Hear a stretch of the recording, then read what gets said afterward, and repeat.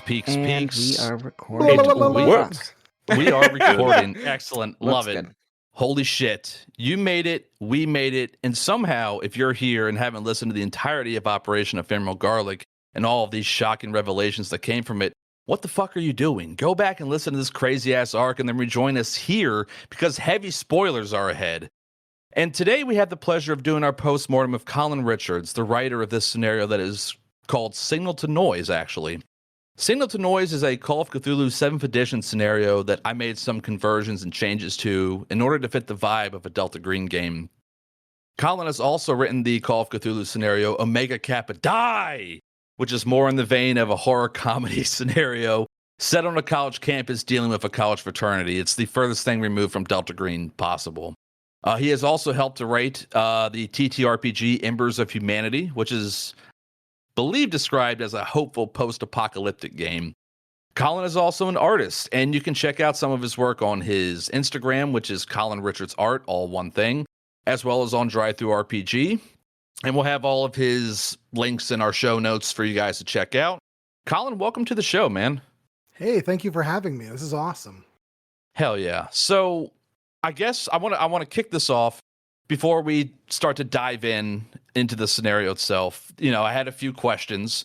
We're also going to have some questions from some of our Discord users as well near the end.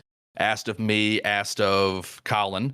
So it's safe to say that at least half of our cast are consumers of horror fiction and half of us are not. And we play Delta Green for other reasons. But I am curious to know, what was your first experience with horror fiction? When was that? And when did you first learn about Call of Cthulhu and Delta Green? Oh my God, the first experience with horror in general. Well, we got to go back to first grade when the Goosebumps series of books by R.L. Stine came out, and yes, from there, I was a real chicken shit before that. Like I was a fraidy cat of everything, and something about the Goosebumps books grabbed me, and from there it was like I immediately went from Goosebumps to like Friday the 13th films, like immediately. Like, that's a huge upgrade. It was, yeah, it was a big one. So, yeah. So, I've loved it since I was a kid. Really, all different aspects and genres and corners of the horror realm. So, yeah. And Call of Cthulhu and Delta Green, when did they enter the picture? I've also been a big role-playing games fan. I loved weird horror, cosmic horror, Lovecraftian stuff. I would say I got into Call of Cthulhu probably, I'm trying to think what it was, 5th or 6th edition, a little bit. And then once I started really getting into online gaming, really took off. And then Delta Green was a natural kind of extension of that. Yeah, great. So I haven't run as much Delta Green. I haven't played as much as I'd like to. I really like the setting and the vibe and everything. But now that I have like an online groups to play with, I don't want to read them. I want to like play in them. So I've kind of held myself back. Yeah, and speaking of that, I did forget to mention, Colin is also a frequent player on the It's Alive actual play series on the RPG Reanimators channel. Also a big shout out to Lex over there because he's doing a little bit of voice work for us in an upcoming arc. So that was fun. He did it over a year ago at this point, but a nice little tease for everybody listening. But yeah, you can watch him be a player. They do things like Alien. They've done Delta Green. The not Colin specifically, but I have seen Delta Green stuff run on there. Call of Cthulhu, other hacks to other systems as well. So if you want to see more of Colin, you can check him out there as well. You can search it on YouTube, because they have a lot of videos. See me being a complete weirdo on camera on role-playing games. Good right stuff, now. Yeah. Like all of us right now to a degree, except for Mike. Mike, we need to get you a webcam. Well, except for like every one of our listeners won't be able to see this because it's an audio-only format. So we're just teasing them. They have good enough imagination for each other. This is true. So nice. I guess if we want to jump right into things. Sure. First of all, with Signal to Noise, what the fuck, Colin? Thank you. I take that as a deep compliment. That is a crazy ass scenario, man. Like where did the spark for that come from? I mean, I don't think it's going to be too much of a whoa moment to say analog horror. I was watching a lot of analog horror videos and said I should write a scenario on that, and then I did. So, yeah. Yeah, some of the influences that were mentioned, Videodrome, which Jan brought up out of character during play during episode 8. He's like, fucking Videodrome, and that'll do it right there. So the original Japanese version of The Ring, Twin Peaks, of course, which I could definitely feel the vibes of that through the small town feel that you were going for, which is another reason why I went with it. The X-Files and Archive 81, which I believe Lukas finished watching through that recently. We binged through it in like 2 days. It was amazing. Nice. Yeah. I'm so bummed that no second it being season canceled on was that. a national tragedy. Fuck Netflix. Come on. Like, what the fuck? International tragedy. Seriously. Yes. I loved Archive 81.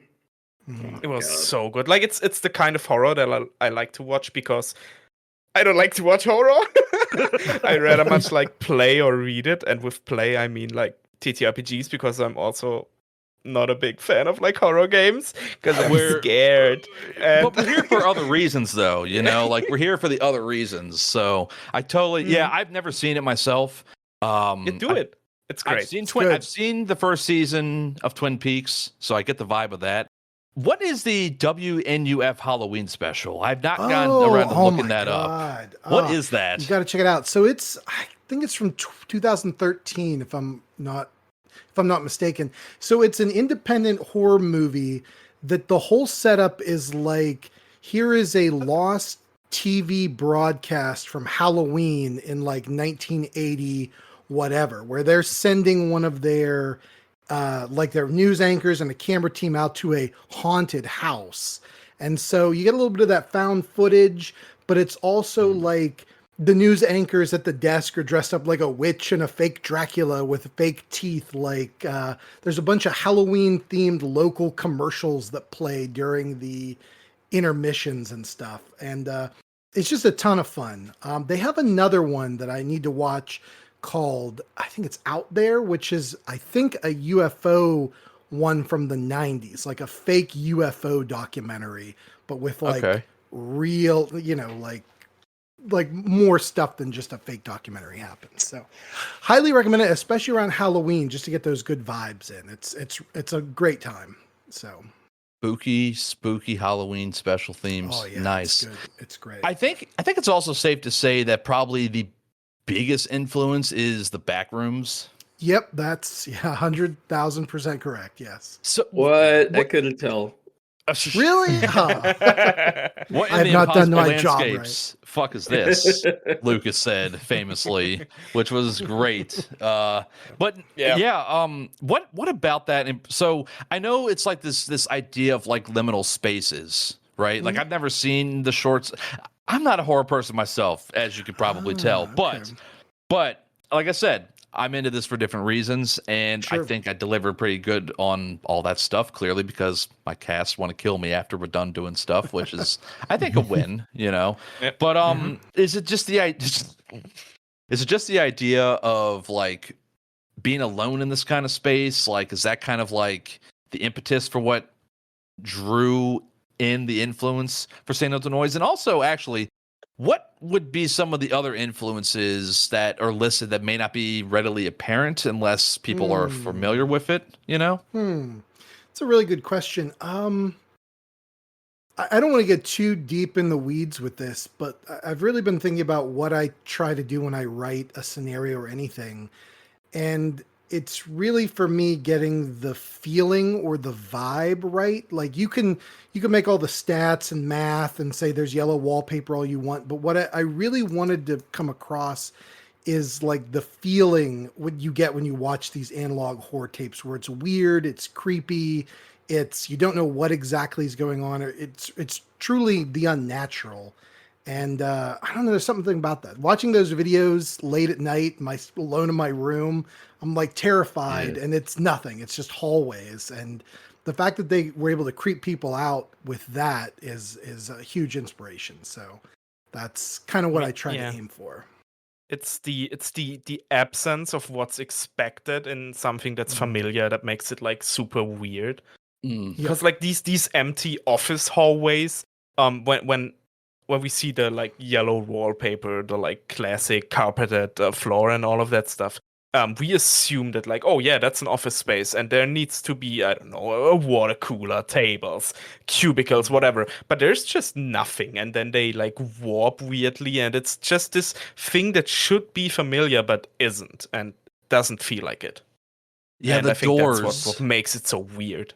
The doors aspect, in what you described, like how like these doors are just these odd shapes that are just in random intervals in the wall. I was like, man, that's fucking creepy and weird all on its own, you know? So And specifically too, the whole concept of liminality, it is about transience. You have an inherent feeling that you don't belong, that you're not supposed to stay here, you're not supposed to live here. Same like hotels are liminal, office spaces are liminal. no, that makes sense. I will say the amount of times that Caius went back over the very first videotape when I gave it as a handout, like trying to like I can only assume you were just looking at it, analyzing the hell out of it. I sat there and I went fully frame by frame for I think like probably 10 minutes. Nice. While the rest of at you least. the rest of the crew was just doing their own shit. I was like, I'm gonna lose track of what everyone's doing, and Kuiper analyzed this. Which I'm presuming those videos, you made all those videos yourself, right? Oh yeah. Yep. Oh Yep. man, they are so they're creepy as shit, man. Thank you. The handouts for this were so fucking good. Like, Thank you. Well, amazing. Yeah, like, God, I can't I find the lost words my clearly shit. I right think now. it had like a little smiley face or frowny face somewhere. Like, Yeah, you wrote on one of the. I think it was On the missing map. poster. It was the coverage map, or it was the missing poster. I can't remember which I one think off it the was top a of my missing head. poster. But it was like a little frowny face, and it said "blah" up at the top. yes. And I actually, that is actually a blooper in our blooper reel, which that's going to be at the end of this, by the way, everybody. But yeah, no, I was like, what the fuck was Colin doing when he wrote this shit out? Like, it was just what I commented on. But stuff like that was just weird and just interesting. Yeah, it was fun figuring out how to integrate the video component into the podcast. I know that we personally all talked about it for a while about the Trying to figure out various how to do it. options. Yeah, we went with. I mean, the final decision was to go with just the audio, but I don't know. That was the tricky part. Trying to like, at first I did this whole thing of like doing a narration over top of it, but then I felt it took away. Well, after sharing it with everybody, it was brought up that it kind of takes away from it a little bit. I mean, and honestly, just having the audio is creepy in and of itself too. And then you see the video on top of it, which thank you, by the way, for allowing us to share as much as you did. I was hesitant because, this is your work, and it's like, I want people to buy this shit too, so they can run it and see all this awesome shit. So like, I didn't show, I don't know if I showed everything. I don't think I did, but the videos I had to, just on the basis of, it's really hard to bring that across in an audio medium, but I still wanted to try and do it. Oh, I think you guys did a great job with it. And it worked out great because the listener can hear it and it's spooky, and then it's almost like a little extra. They can go and seek it out and find what it is. So yeah, I thought it worked great. Sweet. Which, that's good. By the way, if you are still looking for those videos, go in the description and join our Discord. You will find them in the Or our Ephemeral Instagram. Garlic group page. Yes, or our Instagram page as well, where I made post about them. So Yeah, that's Or true. if But you we buy the love our scenario. community. Or buy the scenario, yeah. Or do that. yeah, or buy That's the fine. scenario. Give Buy the It's- scenario Colin because your money. it'll be different than what we played through because Max changed it up, and we also, again, we're doing this for radio, so it's a little. The But you narrative goes too can differently. kill your fellow cast members or friends at the table if you so desire you. in gruesome, horrific ways. Oh yeah. Which, I guess I want to flip it again to you. How did you like the changes that were made to your scenario of what we did to make it fit Delta Green's universe? Oh, I loved it. I felt it slotted in so perfectly that if if I wasn't the author and I just listened to this, I would have been like, oh yeah, that's a Delta Green scenario. Like it fits so flawlessly. I thought you did a fabulous job. And all the cast too, like the rest of you guys, amazing work. So absolutely incredible. Yeah. I remember a friend of mine said, oh, that sounds like a Delta Green scenario when I described writing it. And now it's come full circle. And I'm like, yeah, it worked perfectly for DG. So I'm so happy about that. The hardest part for me was to get kind of the connective tissue of the different intros, trying to make that work. I was like, I need something going on there that can still affect in a way the overall storyline, depending on how things like panned out, and slotting in that DG legend legacy character and Donald Poe, and having Tom from Stories and Lies voice him, which shout out to you, Tom. Thank you again so much for being on board and for doing a little bit of role playing at the very end of episode 8. That was a lot of fun to do too. Yeah. But yeah, I was like, how can I make this work? And I was like, oh, just make the president of the TV station corrupt, and then make Calvin McCloskey just an unwitting pawn. And then I was like, that fits perfectly with the vibe. And trying, I kept going back and forth. And also shout out to Harrison, who is not here, unfortunately, because he's our wonderful Carradine for all of you listening. He's off trying to figure out whether or not Clear Springs was a Delta Green operation or not still, because that was never answered. But no, he sort of functions. He's not really like a second handler, but he's more of like my idea guy. And he's also a really close friend of mine. So like I was bouncing all these ideas off of him of like, how can I make this work? And how would this fit realistically? And I think I did an okay job. Oh, I think it was great. I liked. I did really like that Larry. We're in spoiler territory, right? Like, oh yeah, Oh, we can spoil everything. Spoil everything. Larry man. Rosenbaum was being evil, like he was the bad guy. I'm like, sick. That's awesome. I love like a small time petty fucking criminal was kind of the idea. Like, it would make sense. He's trying to run for mayor, and like he has to get dirt on his opponents. How would he do that? Oh, Calvin. It makes sense. Bugging the town. Yeah, not even just the town. Like my idea, which I don't know, who knows? Maybe it'll get expanded on in the way off future. But I was like the Pittsburgh boys, or like stuff like that. And there's talk of some weird criminal element there. I was like, just come up with that, see where it goes, see if it goes anywhere, and it worked out pretty nicely. Any of you guys got anything right now? I'm trying to think of my next question. I've got the most wonderful question that I can ask Colin and also the rest of the cast. What are your all's favorite moments? Ooh. Fuck. I'll go last. You knew that would be coming. I'll go last. I forgot this was like a staple. It is. Yeah. I gotta say, I've got a couple. I don't know if I'd say they're favorites, but the moments that just kind of stick in my head for one reason or another. Yeah. Red veins in the toilet. That was amazing. I loved, just for me, you went to Maria's diner. Maria's my wife, and she famously cannot cook her way out of a paper bag. So that's why the diner is named that. So I was very excited. That's amazing. That's so fantastic. Good. Not once, but twice. Technically 3 times if you count Poe's little stop in there. So true, he was there right after us. Yeah, I guess if we can keep it, if the others of you can keep it to like a top 3. If you got a third one, Colin, that sticks out, I'll think about it for just a moment here. Yeah, of course. I mean, there's the ending, of course, with Vince was pretty, but I almost feel that's a bunt because that was so good. I'll get a deep cut for you. I'll think about it. Yeah, of course. All right, who wants to go next? Lucas? I think I think my favorite was that whole sequence with me and Kimball inside of Electrical's where Cal went missing and we were panicking. No, that shit was really, that was so much fun to just sit there and listen to and just to have you guys freak the fuck out. Like, the freak out was real, which was all the better. Kaya, you being like, we run. Where are his khakis? I look at Kimball holding the phone. Kimball, is there a phone? Like, just shit like that. This is good stuff. It is really good stuff. Do you got any others, Mike? I think my least favorite was blowing Vince's head off. You shouldn't have rolled 100. That's just a given. Like, it's called not rolling like shit. You know, like if you don't roll like shit, Vince could have lived just. Speaking of not rolling like shit, first of all, fuck you, Max.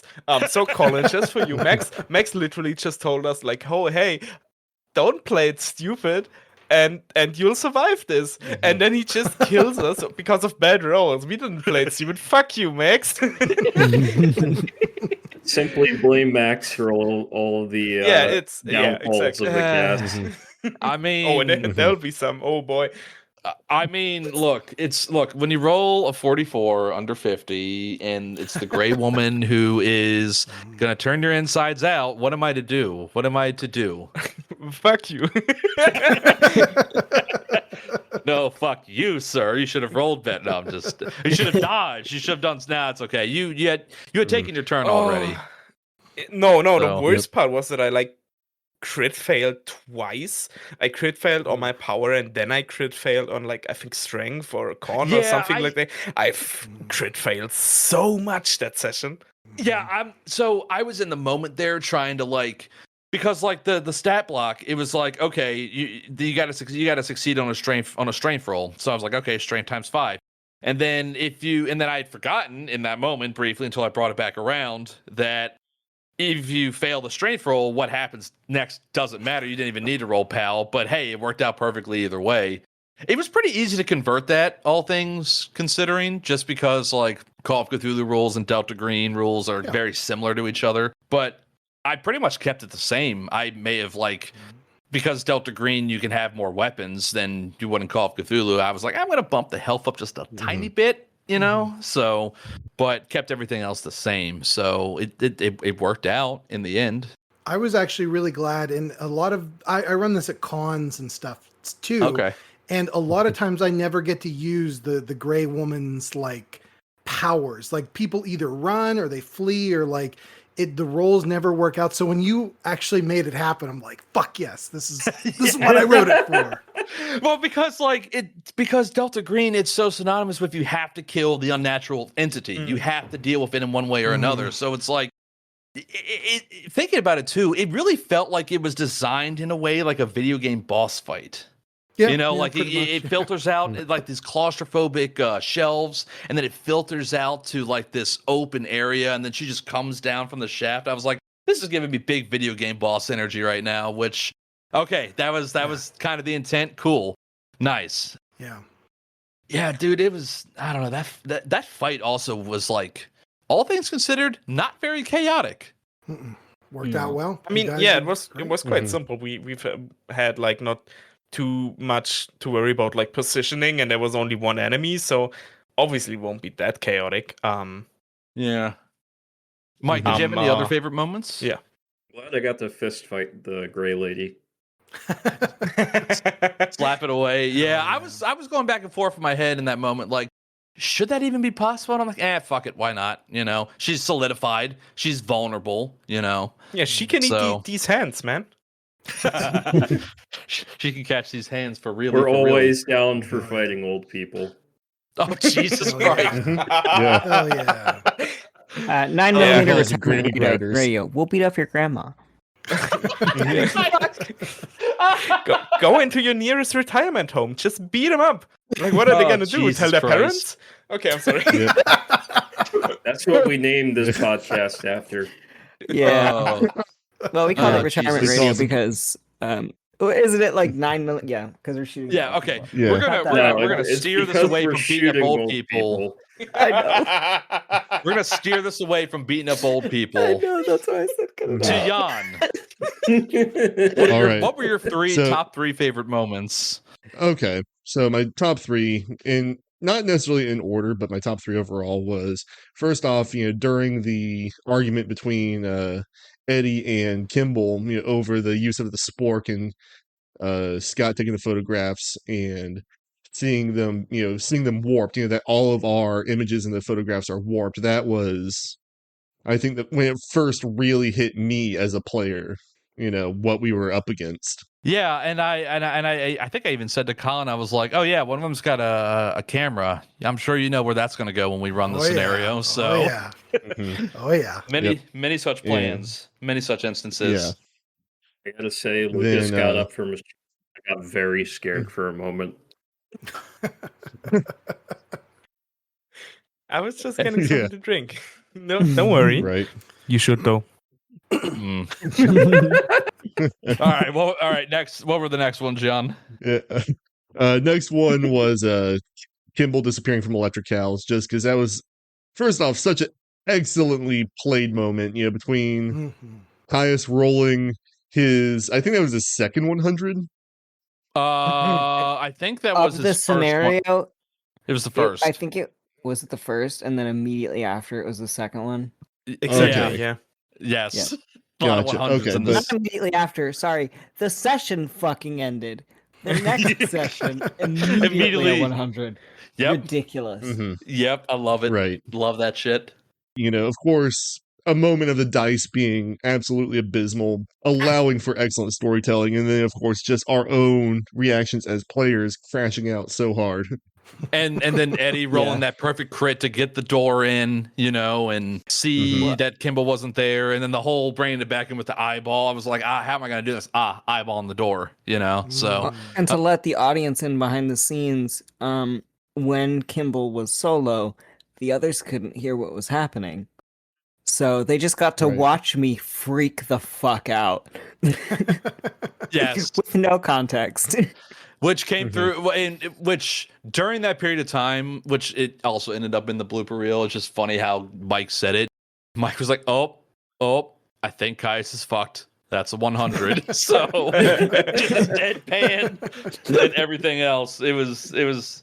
I was like, look, anytime we roll 100s, I just laugh my ass off, man. It's just great. It just means I get to have a little bit of carte blanche with what happens in the story. It's good. It's a lot of fun. Incredible amount of crits in this specific arc.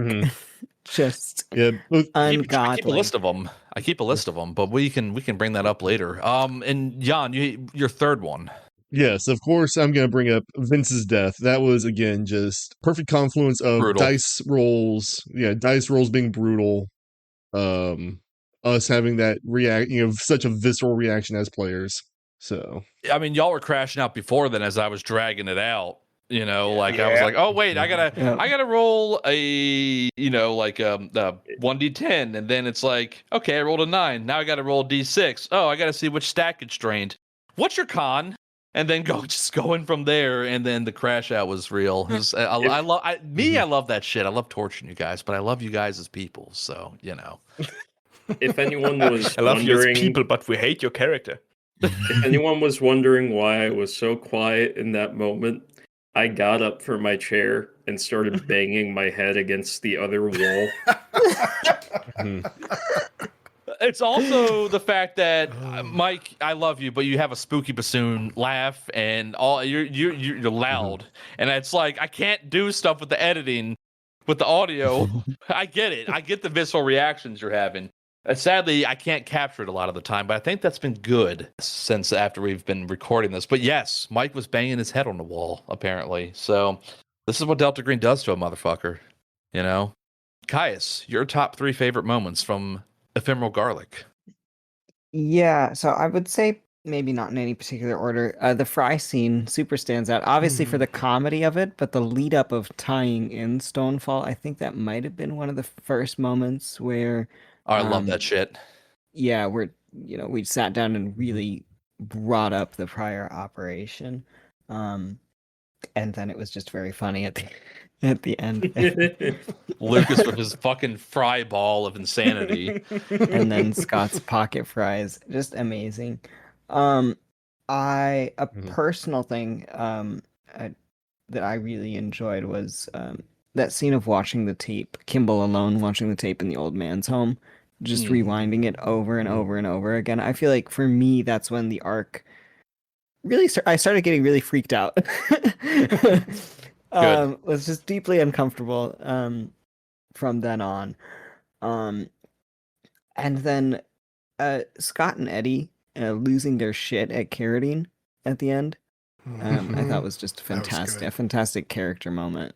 Which that was all that was a lot of Harrison's work was dubbed in this particular arc because only recently have we been able to have him sit in with us to actually play Carradine so he could naturally speak his lines. But otherwise, it's been me trying to. This is the power of the magic of editing, everybody. But it's me trying to think of how Harrison actually speaks as a person. To then replicate that in play, it's difficult to do. It's so difficult to do. But I nail his speech. He says I nail his speech patterns. So that's that apparently. So I'll take it. You know, Lukas, your top 3 favorite moments of Ephemeral Garlic. Yeah. Also in no particular order because I just cannot rank them. And now that a lot of stuff has been said, I'm just gonna do double takes basically. I think the conversation that Vince and Scott were having in the diner with like, hey, what the fuck was on that Spencer Dixon book? Yes. I think that was a great scene that also ties in like what we did before, and that just like we don't forget it just because like the mission's over. Delta Green would love us to forget shit like once the mission's over, but that's not what happens. Shit stays.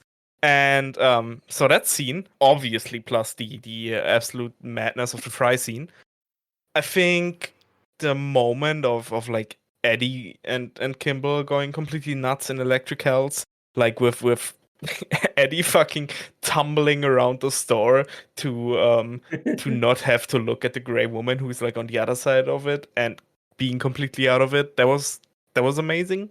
And honestly, I think the scene at the end with Kimball and Jason, where like Kimball, yeah, like the whole thing, basically the moment when we picked Jason up until the end of like getting his mom to go with Jason to the Rosa, like that's amazing. First of all, fuck you, Max, for thinking you should have made him roll even harder because that's what the man's good at. Like you don't fucking censor what a man's good at. It's a big ask, man. That's all I'm saying. It was a huge. I'm saying this in Mike's word, lady. I just want to lobotomize your son.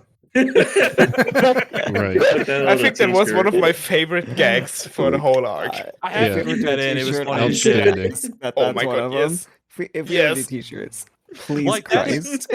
That's such a hard balance sometimes trying to on the cutting room floor. Like, what do I get rid of? What do I keep? But like some stuff is just too fucking funny. In my mind, at least. I don't know if other people agree, you know, but because I try to keep it a serious show, you know, like I want the tension and the horror and the character moments to really shine with everybody because y'all do such fucking. I'm so grateful to have you guys as friends and as role players. I cannot say that enough. It's on record, and if I ever go against that, you can all stab me a million times like Caesar. I don't know. So, okay, no, but Max, I'll hold you to that. He cuts half my audio. You laugh too damn loud, man. I can't do shit about that. I can't do shit about you laughing or yelling so loud in red lines. I can't do nothing about that. I want to keep more. I want to keep more of your shit in. It's so sad. It's no spoilers, but there's a bit upcoming that I completely lost it at. Okay, I don't know. Yeah, what we all know. I know. You know. Yeah, there's think many everyone things, else but man. you knows. There's many things. Yeah, Did you think of a third moment, Colin, since we've come back around? Man, a lot of them have been covered. I know it's brought up a couple times, but Electric Cal's disappearance, that whole section was great. I thought, what a terrific idea, Max. But I also got to say, just maybe it's not a moment, but just the whole vibe at the end when you play that, and I can't remember the name, that song plays, and we have those epilogues. You guys are drinking. You're convincing a mother and a child to get lobotomized. Like, incredible epilogue to this. So, hey, we don't know what Kimball's plans are. We know exactly what Kimball's plans are. Well, we consider that to be the traditional tease that I like to do for everybody, Colin. You're getting a little. Things happen. All right, things happen on Friday. You will get to hear things. This will be in the past, the future, the present. Time is a fucking flat circle, as Russ Cole would say. But Yeah. Yeah, but the mean part is we don't see our folks because there's gonna be a side operation next after the home scenes, which is also gonna be so fucking amazing. Oh god, yes, I get to be a player. Yes, but we'll talk more about that at the end once we're done with all that. I guess it's now to me with my 3 favorite moments. No. I always tend no. What the fuck? All right, Go for it. I'm just gonna skip you. My moments tend to be different from everybody else's because I sit here and edit this shit. But I will echo the whole electrical scene was fantastic. It just felt so natural, and there was really a minimal amount of cutting I had to do between Caius and Mike. Like that just flowed so naturally, and the panic was real, and it felt real, and I was like, oh man, this shit's gonna be so fucking good. Also, the fact that that entire episode, to me, just everything in that episode, I will consider that to be one big moment because everything had to be included in that. It's an extra long episode for a reason. I think it's quintessentially what 9mm retirement radio is and what people should expect. It's got that absurd comedy moment with the fries. It's got the horror and the very back end where everything just continues to escalate. The entire investigation and role-playing aspect, and it really just showcases everybody's ability to fucking shine. And just being able to set that up how I did. And as I think I've said this before, but I'll just say it for you, Colin, that was an entire 3-hour session edited down into one episode. Wow. So I had to cut like at least an hour off of everything, but that's just one whole session that we did. So that episode 4, I'll consider that my one personal top moment. Second, it's the quieter moments for me. It's always the moments in between everything where, like, for me in particular, it's the first time that everybody's in the Signal Realms together in episode 6, where they're all just taking stock of their situation. They're just trying to adapt to their new reality. Kimball's temporarily insane again and is just not knowing what the fuck to do. Everybody else is trying to figure out a way out. Vince is really taking charge of the situation, trying to figure out a way out. And I still think I'm sleepwalking. The sleepwalking, all of that, like starting to tie in a little bit with Eddie's story a little bit. For me, the sound design work on that is all part of that, because I was like, how the fuck am I going to replicate this encroaching darkness without it sounding annoying or repetitive or things like that? And I think I pulled it off. No one's like said anything specifically, but I think I did a good job with it. I have to give props to myself from time to time. Sorry. It's just, I'm just going to repost something. Yeah. You can't, repost in the chat channel. You can't see me, but I'm doing the jerking off motion with my hand right now. Hey man, like I'm not normally a person who likes to shower praise upon myself, but I feel like in this particular case, it's okay to do so. I feel like. And my third thing, honestly, it's just getting to play with Tom briefly was a lot of fun for me. Like. Getting to kind of showcase like both of our styles. Yes, he had probably a little bit of prep, but like everything else was improvised. Like I was like, this is what we're doing, and he just took it and ran with it. But those were my top 3 favorite moments of Ephemeral Garlic. So, do we want to get into Discord questions? Yeah, well, I'm curious if Colin has any questions for us first. Oh, yes. Yeah. Let me get something to drink, but think on that.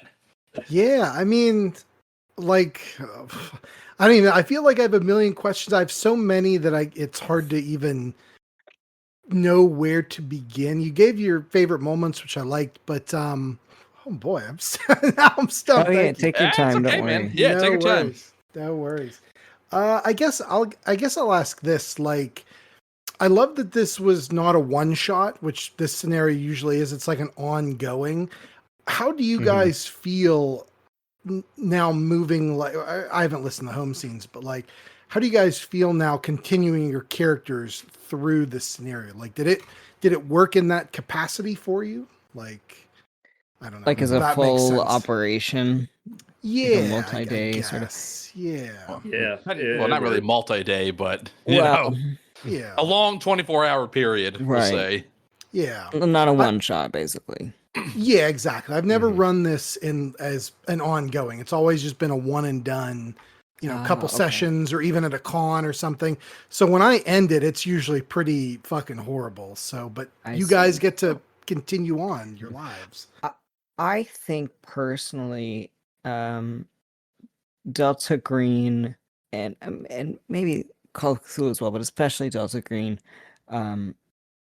rides on the characters being changed by the operations they go on. I don't love playing one-shots personally or running them that often because I don't feel like I get to include the most pivotal part of the system, which is, the alteration, the damaging, and the development of these characters.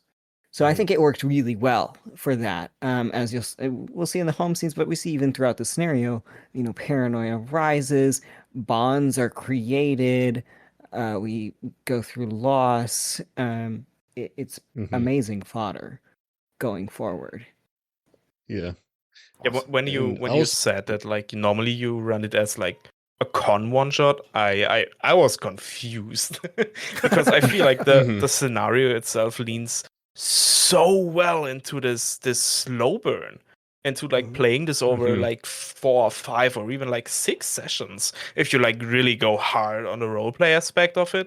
Because I always feel like if you want to get this done as a, I don't know, 5-hour one shot, let's say, then you really have to like cut down on content, and basically just instead of slowly leading the investigators to their demise at the end, that's then gonna be like a really rapid fucking thing. It will be just like action, because you have to push them through it, or at least that's what I'm thinking from like having played through it. I haven't read the whole thing, but like, I don't know. I feel like it works better even as a long form format because of like how the tension rises slowly when you discover how much is actually fucked in the city. Like there's the like people that go missing. Then there's like Frank, who's also missing, which is also not included like in the beginning. It's like, oh yeah, we want to talk to your engineer dude. Oh yeah, weirdly enough, hasn't shown up to work in like 2 days. Oh, that's really weird. I want to check that out too. And it can like develop slowly, and I think it has room to breathe when you do that instead of like pushing it through. Well, I say this having only played it like as a not condensed thing. Maybe it's amazing if you just condense it and just push people through it until they're like collapsing of stress, which also sounds good. So don't get me wrong on that. Yeah. But I think it works. Or at least how I envision games to be. I think it works really well as a long form scenario. I'm just gonna yes and him. Where I mean, I was really surprised learning that this is more of a one shot rather than a long form scenario, just because of how rich the scenario is in terms of set pieces. You have Frank's apartment, you have electric cows, you have the diner, you have the radio, TV station, you have the domestic scene with the mother, and her missing son. The whole Signal Realms is so fucked up and varied that I cut so much from that. There's so much more to the Signal Realms than what I had put in. Right. So, but then specifically too, kind of leaning into the Call of Cthulhu basis of this, how fucking brutal this is when translated to Delta Green. Because like talk about like what Caius was saying about the damage, the damage and the change done to your characters. This would, even if it were still run as a one shot, I think this would have to be done with characters meant to be legacy because, nobody walked out of this unscathed. Just on Scott's part, hit 2 different breaking points and Eddie as burned well. through a good. Actually, Eddie Kimball as well. ended with the exact same sand, so well. Well, you know what, Caius? That's 'cause he's special. Fuck you, Caius. That's fine. But, sure. That's fair. Yeah. I do but, feel like this was my arc to be fucking awful. We're all gonna get our time in the sun, or I guess the big gaping asshole. The big gaping asshole, and there's an eyeball inside of it. So so Eddie and Scott hit 2 different breaking points. Vince straight up fucking died. We're gonna have to deal with the consequences of that. Right. Which, Mike, before we get to your thoughts, how do you feel that your scenario killed one of us, Colin? I'm elated. Hell yeah. So All right. Good. Good. Yeah. Fuck you. It's like I do feel bad, but I'm like, this worked so well. Like they got to the end and then it started killing them. Yay. Yes. Yeah, that's how I wrote it, and it worked great. So thank you for your sacrifice. I appreciate it. Yeah, this means Always welcome. this means Kimball is the final girl of the horror movie scenario. Very true. I was gonna say, if this is a one shot, are your players like going at hyper speed? How do you get through all this shit? It's like insane. I think this is a check your privilege thing that I'm personally working on, but like I can improv bullshit like real lickety split. So for me, it's real easy to kind of, even in a 4-hour time period, slow burn people through like 2.5 hours, get them to the radio mast, get them into the signal realms, and then have like about an hour, a little bit more. And in the signal realms, I wrote it almost like it's not quite a sandbox, because one negative is the players don't have a lot of agency there, but like the GM can pick some weird encounters and just slap them in front of them and lead them through that. And so you don't have to hit all of them, if that makes sense. You just kind of, it's a weird fun house, and then it wraps up and they're probably all dead or changed or God only knows what. So to piggyback off of that, like there's one set, because I have the scenario pulled up right now in front of me. Like the one that I was like confused about, but not really confused, more in the sense of how the hell does this slot in one way or another, was like the doctor will see you now. Yeah. That one was honestly, weird, man. Yeah, honestly, that's kill your darlings, and I was like, yeah, we'll just fucking leave it in. I don't give a shit. Like, it was just some weird bullshit I wrote up and said, I kind of like it. No, why not? Yeah. So for y'all, a bell dings, the office door bursts open, a bizarre doctor-like entity exploding out into the room. The creature appears vaguely like a surgeon in blue scrubs, complete with face mask and hairnet, though its form is blurry and constantly twitching unnaturally. In its multiple arms are various scalpels, syringes, and scissors, constantly in motion and twitching unnaturally. It will exclusively attack any investigator who signed their name on the sheet, like in a doctor's office. That's attempting to first amazing. Inject, then surgically cut away soft targets like eyes, ears, and fingers. The doctor thing will not pursue investigators out of this room. So I was like, it feels very like Dr. House, Scrubs, medical TV type. My grandmother always watched General Hospital, and I'm like, they're probably showing General Hospital on this local TV station. Like, fuck it, let in a weird doctor. Did you have any like? I haven't read it myself. Are there any little Easter eggs of like the cartoon characters? Because I know one of the videos is like Teletubbies or something. No, definitely not Teletubbies, but what is it? Care Bears. Sorry, was it Care Bears? I think it was Care Bears. I think so. Really? Where was that? Where was that? It was the second video. I believe it's the second video. Colin's like, it's been so long since I've looked at my own shit. So it really has. I get it. Look, one of our listeners started listening to Stonefall recently. I'm like, it's been so fucking long since I've listened to Stonefall. I don't remember stuff at this point, So yeah, I think it was Care Bears. If it was the cartoon, that like Alice in Wonderland cartoon where the girl goes into like the mirror. Okay, yeah, it could be that. Honestly, my memory's shitty, so. I get it. That's all like public domain stuff I found, and I was just like, I need a cartoon that children can be watching when they get abducted into their televisions and dismembered. Yeah, so I thought sense. like it was Dragon Tales, right? I love how none of us know what the fuck it was. It was an Australia. It was an Australian public domain Alice in Wonderland cartoon. Oh, yeah, that I found online, and I just needed like 15 seconds or whatever to do.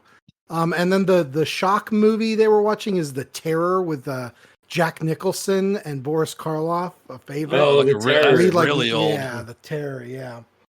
Oh, so shit, I needed like public domain stuff that, I can't have like a episode of He-Man on because I'm going to get sued to oblivion. Yeah. So it was kind of a thing to figure that out. But yeah, Those no videos Care were so Bears. I can fucking remember. cool. Oh. They were so cool, man. Like Yeah. I don't know of any other scenario that's done video handouts. Like it's all like picture handouts, but like having video handouts, so fucking cool, man. They really went the Thank extra you. mile and the extra effort to Thank really you. bring this shit to life. I figured why not? Like Call of Cthulhu has a long storied history of awesome props and handouts. And it's like, why not make a video? Mm-hmm. And I won't say anything, but I am writing a sequel to this that's even more out. My brain has gone to like, it's too much. I don't know. I need to Oh, stop. come on, man. So- Oh, we'll talk more about that at the end. I'm gonna hit Yeah, you with yeah, what are you yeah. currently All right. working on, Colin? We'll get there. Oh We'll- shit! Okay, yeah. We'll get there. Yeah, you get to plug the shit out of everything you're currently working on and all that other awesome. stuff. Sweet. Thank you. We're I gonna will say, play next. so there was another one that I didn't use called The Forest, where yeah. basically it's like you all are in this hallway and you go through a door, but there's a forest. Did you not do that one? Mm. Nope. Am I No. crazy? Did I? You walk through an hallucinate it? actual literal forest, but in the Signal Yes. realms, it can fuck with you to be such an extent that it could be like the actual forest from the town. But I didn't want to go that route just because you guys already like had that sequence of Eddie sleepwalking and everything. You know what I'm thinking of? It's when we got the note that was like it's a like library or whatever, like a human forest. My Yes. brain was like, we're gonna walk through like a legit Yeah. forest in here Which- soon. On the back of Yeah. that, if you don't mind me reading this, though the investigators may think they have somehow escaped the Signal realm, the truth is not so kind. Any investigator that thinks of climbing a tree to ascertain the location must succeed on a climb roll to pass the unusually dense canopy blocking their way. Upon reaching the top, a horrific sight awaits. Neither stars nor clouds block the view of a sky filled with an infinite amount of giant eyes looking down and suddenly focused on the investigator, which would Oh, provoke a 1 good. / 1d10 sanity roll. I remember this because you chill. told us afterwards. That's why. Okay. It did, yes. I was like, what the fuck? Can you And tell there me? was also this whole long, narrow stairs as well. Speaking of that, because that's part of it, and it says keeper's note. What the hell was up with the giant arms, Colin? Where did that come from? Oh, yeah. So there was a things? So there's a Stephen King short story, and it was turned into a like in the 80s or 90s an anthology where this dude opens his toilet and there's a finger sticking out of the hole. And he's like, God. what the fuck is that? And he tries to flush it and he tries to pull it and it won't pull out. And at the end, it finally comes out and it's a single finger with like 100 knuckles going down into his toilet, tries to get Oh him. God! And so that's So a direct funny. rip. It's a direct Oh. rip off of that. So Oh yeah. man! Great. Yeah. Oh, Wow.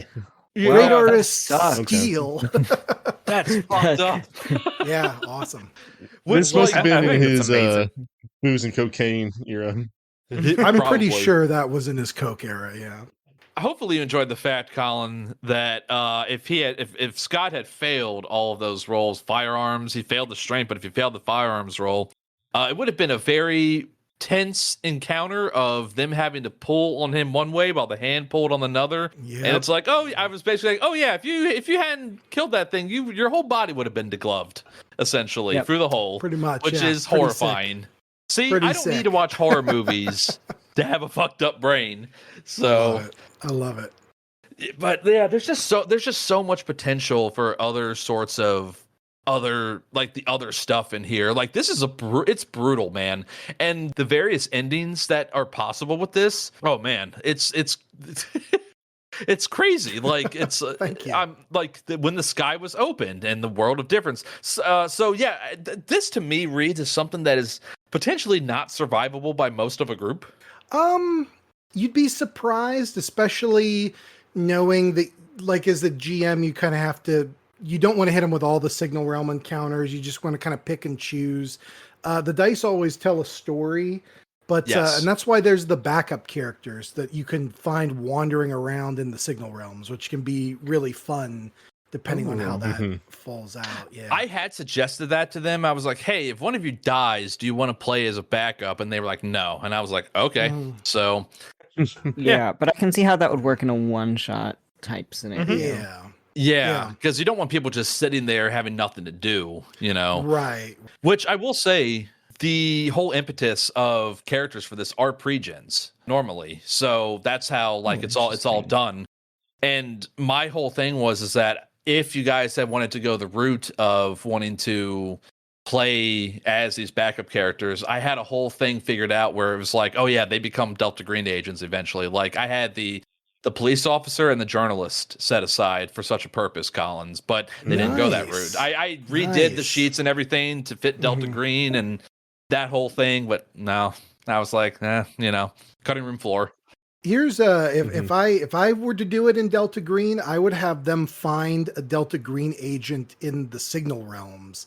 But again, one from another dimension that's like Nixon was president. What the fuck are you talking about? Or something like that. And then they come out and they like have to deal with a whole new reality or something. I don't know. That would be fun. Yeah, that would be fun. That's true. Would be horrible if we had Hollywood actors as presidents now. It would be the worst fucking thing. It's Especially crazy. game It's show a crazy hosts. idea. Yeah. Yeah. Especially game show host. Damn. All I right. think that we're in a normal reality where that doesn't happen. Yeah, right. Oh yeah. Uh-huh. That's true. Yeah. That's true. Do we want to move on now to the Yes. All right, think hit us, so. hit us. We can also before I'm gonna hit you with some questions. Before I do that, however, feel free to like intertwine any of your questions that you have whatsoever. So just like we're gonna keep shit random, and if you feel like you want to ask some shit, just fucking do it. So the first question, ignoring mine and Harrison's No. questions. Ask your question. Ask your question. Okay, Lucas. my question was, well, first of all, what the fuck, Max? The answer to that is roll better. Next. Okay, wonderful. Oh, fuck. Okay. Harrison asks, ice cream or snowball, Max? I'm a snowball guy. Okay, cool. I have no fucking idea what that means.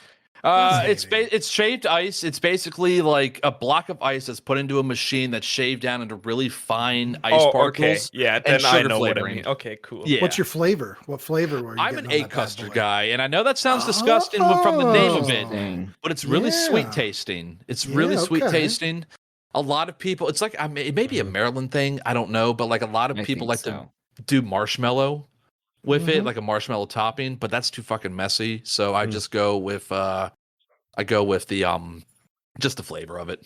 So I dig it. I had a Snoopy snow cone maker when I was a kid. So Oh, hell it would, yeah. like, Oh, you cool. could crank it yourself, it would shave the ice. You That's- put that that's really Kool-Aid cool. shit on it. Oh my god. nice. Yeah. That sounds My like go-to for pretty that is cool. blue raspberry because it tastes Oh, like just yeah. chemicals. Yes. Yeah. The flavor is yes. blue. Does everybody have a favorite Yeah. snow cone or snowball flavor? Let's expand off of that For no reason. for no reason. Strawberry, Okay. but Mhm. ice Fair. cream, Yeah. not snowballs. Okay. You're a ice cream guy. Okay. That's fair. That's fair. John, do you have anything? I do. I don't know. This might be just a southern thing because even though I'm from Pennsylvania, lived in the South for a good chunk of my life now. But it's called Tiger's Blood. Yep. We have that flavor up here. Yep. Don't know what it Okay, tastes cool. like, but So- I'm aware that it exists. It's strawberry, watermelon, and coconut. Interesting. Okay. Interesting. Really is just flavored ice that you're eating with a spoon, Lucas. Just, Yes. Right. Never had that. Fair. Fair. I mean, we've had a lot of like other shit. So there's a thing called Kratzeis, which just translates to scraping ice, and it's literally this block of like water syrup frozen, and then you get the little plastic spoon and you just shave it off yourself. So I think that's Huh. quite It's pretty close. Yeah. Yeah, it's pretty close. Yeah. But like you don't add anything onto it because obviously the taste was already in the ice. Makes sense. And I think the best one, there were like, I don't know, fucking 4 or 5 flavors maybe. But the best one was Coca-Cola. Because holy fuck, that slaps as Oh, a yeah. child. Right. Hell yeah. I mean, I feel like that It's would actually- slap now Yeah. as an adult. Like, you just have shaved ice, you pour some Coke over it. So Right. every time we go to like a big festival, we go to like a really big store, like the Metro stores that we have here, where you can just buy shit in bulk. and stock up for the festival, but we also always get that like scraping ice thing, and it's just like this big of a package. You have to Nice. need both hands to lift it, and normally the freezer is completely full after you put in like a third of the stuff. Damn. So Yeah. Sounds Nice. awesome. Yeah. It hell does. yeah, Actually- all right. I actually haven't thought about it for a second. I think my real actual favorite flavor is cucumber. That makes sense. Interesting. That's refreshing, probably. Wait. Mhm. Oh, That's shit. basi- You know what? There is a flavor for that. Yeah. Yeah. Which is weird. As far as But- ice cream goes, for me it would be matcha ice cream. But Oh, okay. Right. That's fair. That's Alright. fair. I'm a chocolate chip guy and also just a chocolate guy in general when it comes to ice cream. Like, I'm a slut for chocolate. There's no two ways about it. Yeah, speaking of ice cream, Ben and Jerry's Half Baked formed this body. So, yep. Yeah. and we love you for it. I was gonna say any Ben and Jerry's stuff is like my second good. favorite as Mhm. far as Aces. ice creams go. Yeah. Americone Dream, fish food. That shit's really good. As a child, I would call it, like younger or teen, I'd call it piss fish. No idea why. It's just what I went What with. the fuck? So, I don't know, man. Fish. I like the ones that have like that salted caramel core, like that huge Oh, fucking yeah. Oh, chunk yes. straight up. Yeah, that's good times. I now love that I get to put in our show notes description. We talk about ice cream and snowballs, intermix the horror of it all. Yep. So Yeah. we but we yes. rank every Ben and Jerry's flavor for the next We make a 45 tier minutes. list. oh Oh god, God. that would be for Kofi if whenever we get that up and going. So Anyways. move us Yeah, along. next question. The next question was asked by one of our members, Cursed Warmonger. I think we already kind of answered it, but I'll read it out anyways, which is, Yeah. I'm personally interested in what inspired this story to unfold the way it has. It's like some twisted AI interface with organic tissue that's possessed by a poltergeist. I could see I that. like it. Yeah. I mean, in a way, I mean, there's no AI at all, obviously, since this is the 80s, but actually, that would actually spin off of a better thing. Would this be possible to set in the present, you think? I never really thought about it from that angle. I do. I think I can't remember speaking to you, or I think it was somebody on the Eureka RPG server. They ran this, Okay. but they asked about how to do it modern, and I said it would be almost like a follow-up mission where people disappeared in the 80s and maybe somebody is selling off like their grandma's VHS tape collection from the house, and these tapes start circulating, and that creates this, for lack of a better term, curse. Not really curse, but anybody who like somebody who buys it at a yard sale sees this tape and it starts up again, Yeah. and tracking them down that way. So I think you could do it. Might take a little adjusting. So Makes sense. Furiously writing down yeah, But but who's it- fiercely writing down? me. Oh, okay. But actually, this question was interesting. I really wanted. I don't like AI art for a lot of different reasons, ethically Oh, God, and yeah. as an Yeah. artist. Oh, no. But like, Mm. but AI art would have been the perfect thing to use. It's not an intelligence, but it's some sort of machine that doesn't understand what it's creating, making things that kind of resemble something that we recognize, and that's exactly what's happening in the Signal realms. Like, Yeah. they Yes. don't know what a hallway is. They just kind of know it. This is kind of what it looks like, and that's AI would have been perfect for that. But ethically, fuck no, I'm not using AI. Understandable. No, completely understandable in that regard. So no AI interface, but I could see where that would come from. Cursed Warmonger is an actual real life friend of mine who's thankfully a fan of the show. Shout out to you, Kenny. Thank you for the question. So Yeah. Imagine if our as I- friends listened and were like, "Your show kind of sucks." yeah, that's- This That'd art be was unfortunate. dog shit. that would. I would Imagine like hope you're that would meeting them for not- dinner and they just stare you straight in the eyes and say like, "Hey, okay, Max, your show's dog shit. Come on." And dude." then I pull out a gun and I shoot them because this is America. So Shoot you know, myself, really. or then myself. Yes, yes. Ah, Jesus Christ. We're a Wonderful. bunch of Okay, dark moving on to the motherfuckers. next question. Thank you, Mr. Moderator Lucas. You're welcome. I'm not gonna preface that like every Mhm. question now is coming from our Discord members and not from the team. Okay, so how do I Mhm. fucking pronounce the name? Cerulean. Cerulean. Okay. Cerulean. Yeah. Okay, thank you. I don't want to mispronounce it. So, our next question is from Cerulean, and they want to know how much has the red vines affect Eddie? Did you plan on affecting one of the agents of vines prior, or was that opportunistic after Kimball's contamination? I will answer that second question. I will answer It's so yes, I plan on infecting one of the agents, and yes, it was Damn. opportunistic after Kimball's contamination. What I will Oh. say is that there is a brutal moment that can happen where, let's say, if I'm remembering this right, Colin, you can correct me. Somebody just wakes up from a dream and they feel like there's a pain in their eye, and then it's like they basically just pulled red vines out of their fucking like eye socket, like this Love it. little part right here. I hate eye stuff, so I tear was duct. like, Yeah. the tear duct. Thank you. It was something like that, and I was like, that is disgusting as hell, and I love it, but I don't know how the hell's that's going to work. But then it all started as a joke. Caius all started as a joke about contaminating his spork. But then I was like, no, this is good. We're going to keep this. We're going to roll with this. That's perfect. And then I was like, what better way for things to happen? And then Colin, all these things start as a joke, okay?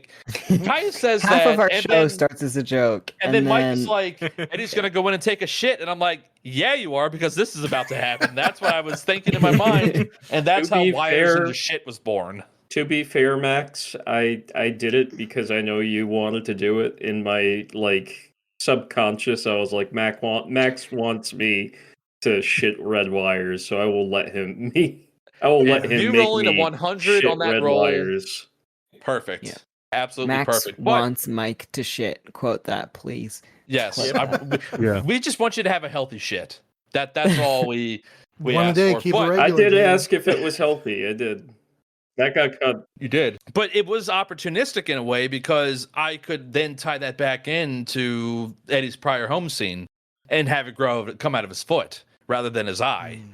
So I was Yeah. like, that was a perfect segue. Like when he was changing from the dead guy's clothes in the signal realm and putting that on, I was like, oh, wait, I'm going to have that shit sticking out of his foot. By the way, That's going to be Max, disgusting. I forgot Yes. that Eddie still has those clothes. Yeah, that's, we never brought that up. But yeah, that makes sense. That makes sense. As for it affecting him, I can't say one way or another. Were they the clothes from the scientists, like the scientists in the The Aether room? Institute guy, the coveralls. Yeah. Yeah. Ooh. I wonder what kind of fun things you can insert into those pockets for a later adventure. So I'm just throwing that out there. That just happened to appear. Yeah, no big deal. I don't know. Oh. Good to know. Good to know. Real quick on the subject of red vines, I'll bring this up too. I ran a playtest at GaryCon a couple of years ago. Great time. Shout out to that crew. But I was doing a lot with the red vine thing. Somebody had it. They were in his teeth. Like they were the nerves in his teeth. They didn't know what was happening. They gave him an MRI and like his molars blew out of his cheeks into this like MRI machine. It was amazing. Yeah, that's another Amazing. part too. Good Is if times. you That guys was had great. gotten it checked, like really gotten it checked, yeah, stuff like that could happen. Like just gore, but instead explosion. we just gave Eddie a lot of laxatives and hoped. And prayed and hoped. And Yep. that was, and yeah, Love it. no, but that was it. I believe I even say in the blooper reel, I didn't think I would take a shit joke and turn it into body horror, but here we are. So, there you go. Great. Okay, moving on to another question that I think has already been answered, but I'm gonna ask it anyway. From Nick G. For Colin, how much of this scenario, if any, was inspired by Videodrome? A lot of the more body horror-ish aspects remind me of that amazing film. Yeah, straight up love Videodrome. Saw it when I was way too young to have fucking seen Videodrome. And it's stuck with me ever since. Plus, at the end, he's like, see you in Pittsburgh, and he explodes. So I'm a Pittsburgh guy. Love that connection. Hell yeah.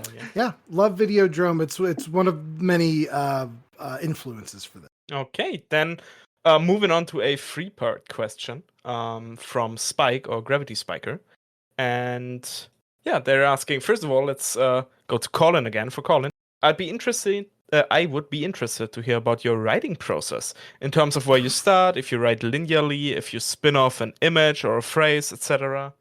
So yeah, you want to tell us a bit about your writing process? I did want to ask about that too. Yeah, if you got a process at all. So Is a mess a process, like a giant fucking mess? Yep. No, I get Control that. chaos.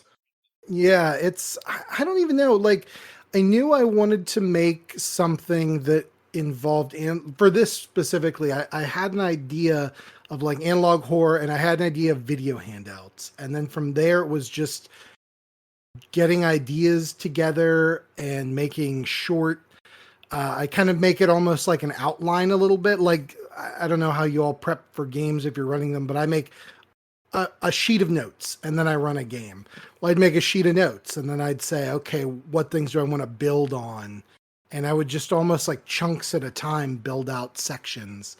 My wife and a couple of my friends looked at it and they said, this is cool, this is not. And then from there, just trimming it down to the core elements and then expanding them. I think the hardest part is less the creativity and more of the actual writing something that somebody else can read. That's I feel And that this. makes sense. yeah. Especially because like it's an investigation thing. Like you have to have beats that make sense and that it can lead people from one place to another, but still maintain the integrity of the story as well. So Yeah, and I mean, honestly, it works. Thank you. Honestly, there was a lot of back and forth. That's why it took so long.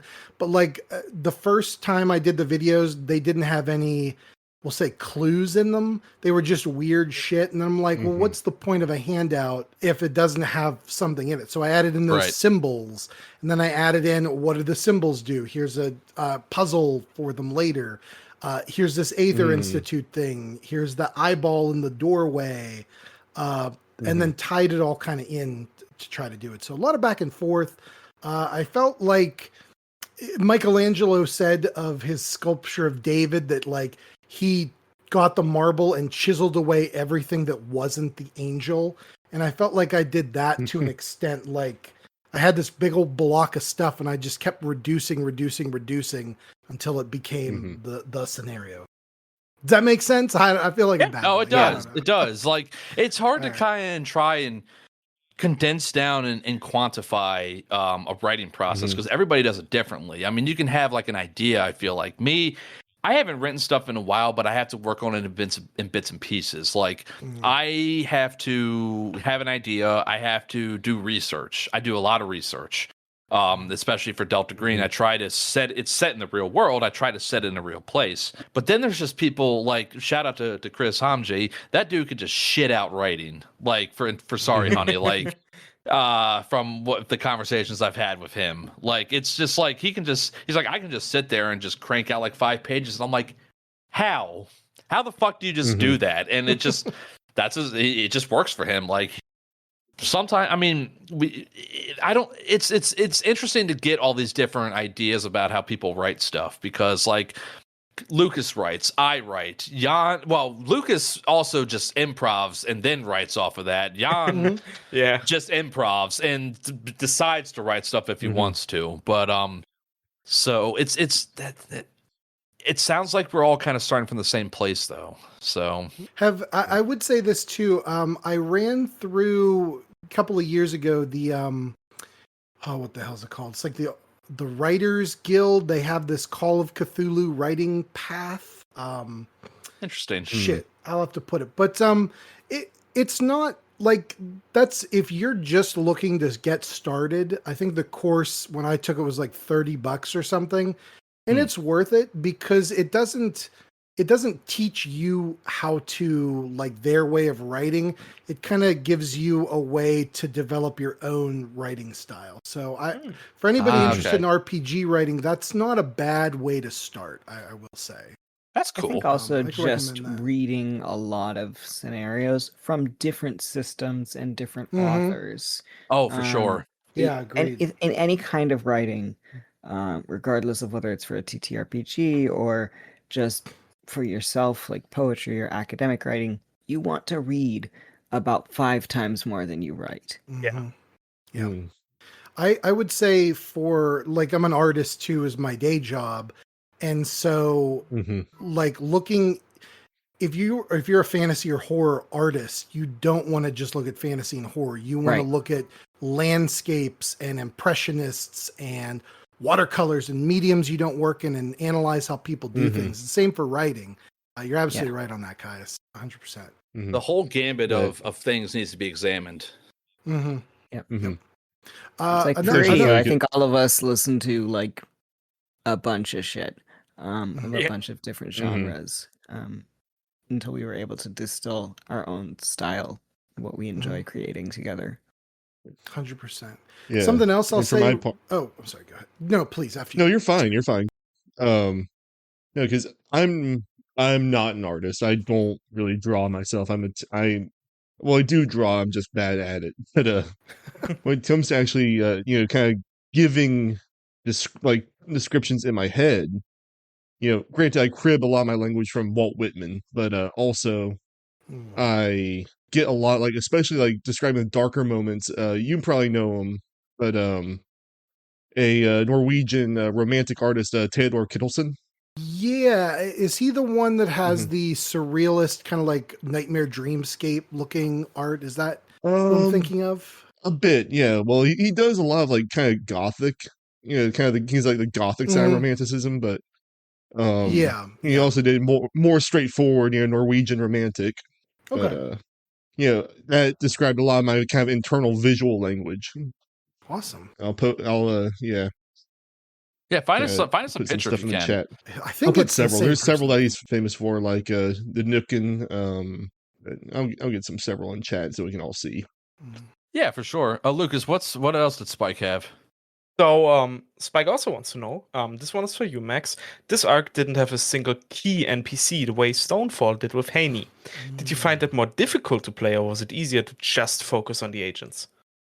Interesting. I found it honestly easier in a way to play just because, I mean, Cal was a thing. Cal, I think, actually, if I had to quantify that, Cal to me is like the big NPC that I feel like that you got, well, for one, that you guys dealt with, because one, he fucking disappeared in front of you guys. Two, he was the one to have the TV set to be able to watch the other videos and sort of piece everything together. But really, it was just trying to find a voice, because I can't do accents. I can just do voices and raise and lower and sound a little bit more like this, or raise it up a little more like this. Like that's all I got. I can't do accents for shit. So, but honestly, it was easier also because you guys just circled around my orbit and I just grabbed and pulled in the different pieces that you guys were honing in on to be able to, it just worked that way. I mean, Jason, scared little kid. I have to remember, like, I don't know. My whole thing with kids is like, I don't know how they're supposed to sound because, like, I don't have a kid of my own. And I was like, do they know how to talk with this amount of like language yet? Or like, it's a whole fucking thing. And I was like, fuck it. We're just going to go with what feels right. So doing a lot more NPCs that are key this time around, it was both a little challenging, but also kind of easier at the same time. So that's my answer to that. All right, I'll just ask the question anyways because every one of us can answer. The question is for us, the players. Other than your own character, whose story were you most invested in during play? And I will start and say, oh, goddamn, I was fearing for Eddie. My man was shit in vines. Like, what am I saying? I'm so invested in Eddie at this point. If he dies, I might have to like go to therapy for it. Yeah, because Mike, this is like normally. So Mike's style of play, from what he's told me, this is like the longest he's ever had a single character that's been alive and continued to exist. Like normally they all die playing Delta Green games. Am I right in remembering that? Yeah, they usually do. So I mean, but you've been killing it as Eddie though. I mean, all of you guys have been killing it, but like, just because knowing that and just you've kept him going and given him this pathos and this humanity and shit, like it's been so much fun to play and edit and do all that stuff with. So, but this is about you guys, not me. So I'm gonna shut the fuck up now. So, Mike, Jan, invested in any other of the character stories? I I really would like to see how much more of Kimball we get. We'll see. We'll see. Jan? I'm gonna go with Lucas, and definitely Eddie. I think again, this is gonna be Mike. Get ready for some serious glazing because it really shows his chops as a player and as a role player. That basically a trigger man in Delta Green is like the fighter in D&D. He's the dumb, do nothing but shoot things guy. But he plays Eddie with so much pathos and with so much real human feeling and that's also putting aside, his backstory, which is deeply intriguing. Oh, yeah. So Thank you very much. I try very hard to make Eddie interesting. You do a good job, man. He's a little mysterious, but you've given him some humanity and such that I feel like isn't normally associated with Delta Green Triggermen. Caius, what's besides your own story, what were you most invested in? What any of the other characters? So this is going to be a bit of a cheating answer. Everyone, what I really liked about this arc as a whole love you is that all of our PCs developed much more. The nature of Delta Green, the nature of playing for extended periods of time in like a campaign, everybody got more in depth this go around because these characters all knew each other. They have background.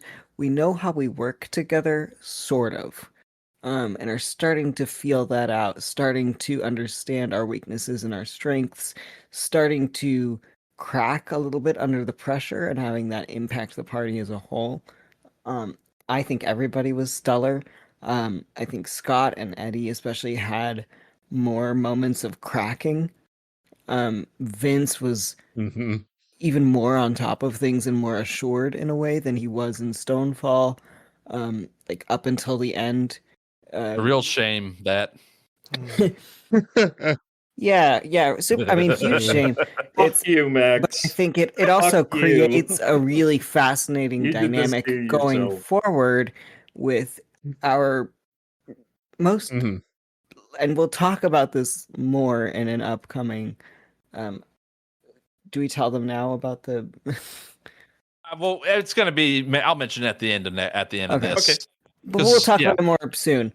But Vince being this central, like leading stable for like the straight man of the group, essentially, losing that at the end of this very tumultuous story just creates so much tension. I think, especially like on a re-listen for me, sitting through, rehearing all of this, knowing how it ends. I just think that everybody did really fantastically. Hell yeah. In building towards that. We didn't know he was going to die, but it works really good. The dice, baby. It all comes down to the dice rolls. We kind of talk about this as if it were like intentional. It was supremely badass. I was like, oh yeah, I'm going to shoot him with the shotgun, but it's just going to fly out of my hand. I'm like, that's cool as shit. It's probably going to kill you, but I love that because it's just like, it's a very visual thing, Lucas. Like, you fire this thing one-handed, it flies backwards, and I was like, I got to find a good sound effect for that shit, and I did. Yeah. So, like, And to clarify, obviously, we're not like building towards the expectation of death. None of this is pre-written. None of this is scripted or talked about ahead of time. No, definitely not. But what I'm saying is, I think that by doing such intense character work, in little moments, which I talked about in the Stonefall postmortem, these little character moments, little quirks, our small descriptions of facial expressions. I think a lot about Eddie's freak out at Kimball, where he says, I will not save you if you fall, like if you fall behind. But then, Mike, you going on to explain that that's not actually how Eddie's feeling in the moment. He's saying this to try to steal Kimball, but it's not his actual belief. Like, just little bits like that create. It was a great moment too. So much potential for growth, and they do so much for the character and the story as a whole. Hell yeah. Yeah. 100%. All right. Anyways, continuing with another 3-part question. This time from Cerulean. We start with now I'm gonna give it to you as like a whole thing because this is for Max and Colin. The first question would be for Max: what adaptations were made from the original? And Colin may answer what surprised you about the adaptations Max made or didn't make. And then both of you can answer what got left out that you wish could have made it in. Okay. Ooh. So I think the adaptation I think we talked about a little bit earlier was making Larry Rosenbaum a criminal, like a Right. petty criminal. That was the big change to fit the overall arcing narrative that I had in my mind at the time. And Cal being this unwitting guy in this scheme and that wasn't even like during play. That was just like to help frame things. I think I ran it pretty close to how you had it written. Yep, absolutely. I mean, in the way it's written, Larry it says he's running for mayor. There's a hint that maybe he wants the disappearances to be, kept hush-hush so people don't think ill or anything, but it's not like he's a villain. He doesn't appear in it very much. So I thought that was a great change. I really dug it. Adds a lot of context and flavor in a great way. Yeah, because I was trying to think of have him be in more ways than just like he's just there in the beginning. Because I know these guys well enough, like to a degree. Sometimes I say that like it's a bad thing, but like I get surprised by these guys sometimes. But I kind of have a feeling of how things might go sometimes, and that's why like I hone in on certain aspects more than others. But in terms of like adaptations and such, really it was just a matter. I'm going to focus on the Signal Realms aspect of things. I was more just trying to like focus on what would be the most interesting and what I could tie back in possibly to things that had been mentioned already to kind of bring more clarity to that, which is why I went with the whole the laughing, booing, and applauding thing because the symbols were involved with that. The dead guy with the Aether Institute patch, I wanted to bring that up. And then the hands, like the hands are fucking weird and creepy, and I wanted to do something with that and see, okay, well, maybe one of them will die this way. Who knows? And then I also like how they all immediately assumed that reaching into the TV and pulling out the other signal interrupter was Cal. I never confirmed nor denied that. Yeah, I mean, it looked like Cal's store, so I was like, oh, this is Cal, isn't it? So, but I feel like I ran it. The only other, I ran it pretty close to how it was written, all things considered, and just kind of like move some things around to, in reaction to them playing. Yeah. One thing, actually, what got left out? You answer, and then I'll answer about what you wish could have been included. What I'm trying to think because in town, I think you hit them all. You hit Cal's office, Frank's apartment, office, his apartment. You went to Cal's. You went and saw the Laura Stein and her missing kid. And then I loved the stuff you added, the diner stuff and just kind of around town stuff. I thought was really fun. So all of that was pretty much there. I don't believe at the end, or not the end, but before the Signal Realm, you went to the TV station. I don't think you guys went to that haunted house that is in there for some reason. I can't remember. Oh, there was another haunted house. That was on the video? It was the house you ended up in at the very end. Okay. The one that was connected to the radio tower with the vines, right? Yeah. Because Max said like, oh yeah, the vines go like way back into the forest, but instead of like checking that out, we just started shooting in Delta Green fashion. I get it. That's good. I forgot that smart. After that, there was a point where we were all in the car and Eddie was yelling at the fucking little kid because he wanted his mommy. Yeah. We cut out I think most of that because it just didn't work with what I was trying to do with him. Redlining. Like I said, Mike, you have a lot of good stuff. It's just we've since fixed your mic issues and stuff, but what got left out that I wish I could have done more of? More eyeball shit.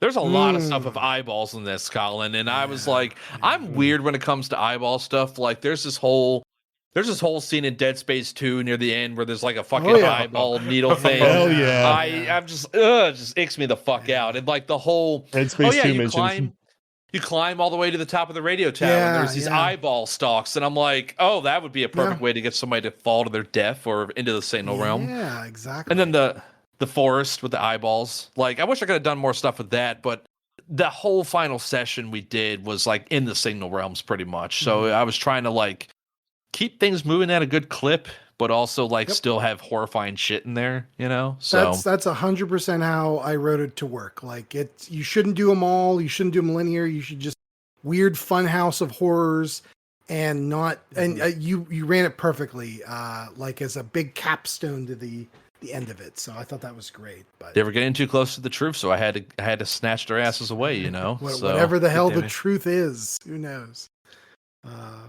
Yeah, good stuff. If I'm trying to think if there's anything else that I wish you would have done, because I thought it ran so perfectly, and I don't ever intend for anybody to include all of it in there. But somebody climbing up the antenna tower would have been a fun scene. It would have been, but they were too smart for that. Yep. Oh, I get it. Especially in the rain and everything. Smart. Yeah, when you say smart, it's actually because, me, the player, has a crippling fear of acrophobia, like... Oh, same. Or I should say, so do I. a crippling case I'm of fucking afraid of acrophobia. heights, dude. I hate. Ugh. Like Yeah, there was one time when we were in Patapsco State Park, me and my wife, and there was this huge train tunnel, right? This dark hole, and she's like, "I'm gonna go climb up on that." I'm like, "Please don't." And then she did, and she's just sitting up there, her legs dangling, and I'm just like, "Get the fuck down from there!" And then I'm like, "Oh Jesus Christ!" So then I went up there, and of course, that whole feel. Yeah, and you probably get this too. You just want to jump, don't you? Yeah. Yes, right? All the time. Yeah, it's the worst. It's the fucking worst. I have a fear of heights, but it manifests really weirdly. Where I got in a hot air balloon once, and the whole time I was on the bottom, gripping the weaving, just terrified. But oh my god, I'm so sorry. I've climbed on cliffs and just like stood on the edge and been fine. So I don't understand it. But I was just gonna say, I'm 100% with you. I don't have a fear of heights, or I thought I didn't, till my wife and I were in London a couple of years ago, and I rode the eye. I can't remember what it's called. No, it's the what do you call them, those? The pods you get in, they go on a wire like over the river. Oh, cable cars. Cable car, yeah, near the O2 Stadium at night. Yeah, I'm like, this will be fun. Let's go and do it. As soon as it left the station, I went into full fucking panic mode. Oh, Jesus! The little TV is like, you're gonna rise to a height of 9,000 feet. There's a single wire. Why would if you anything say that? goes wrong, that's bad. Panic. Why the fuck would they do that? It's yeah. Jan is typing this in the chat, but I feel the exact same way. Like, I'll just. Do you want to read it, or I'll read it?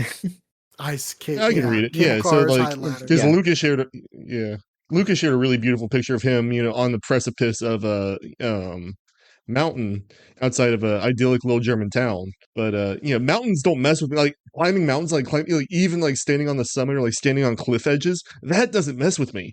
What messes with me is stuff and weirdly enough, flying in planes, I'm fine with.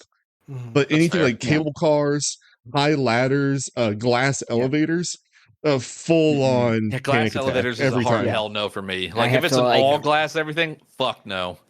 No, the bottom has to be solid at fucking minimum. I need to, or I need to grip on something so hard that my knuckles start to hurt.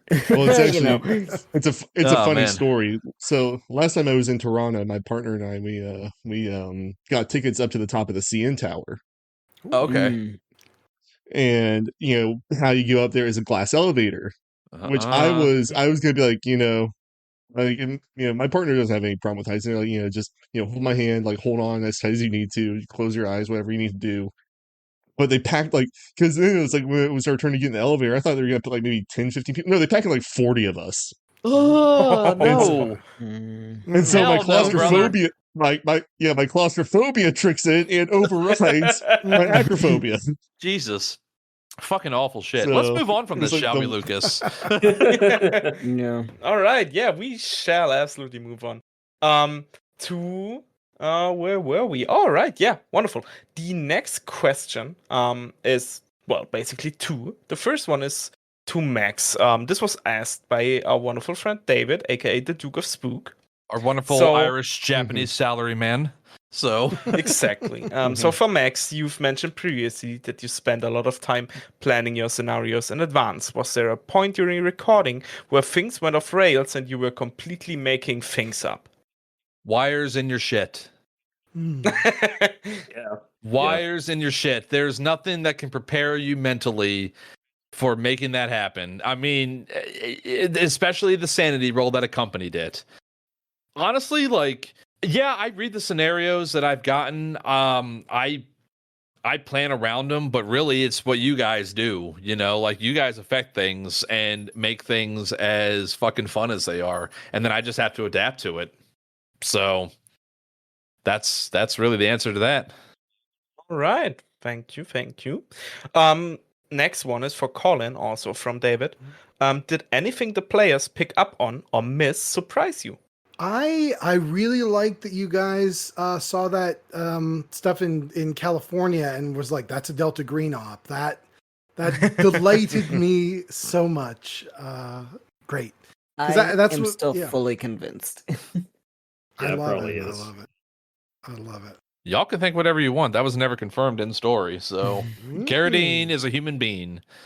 So yeah, that's fair. Yeah, That's true. fair.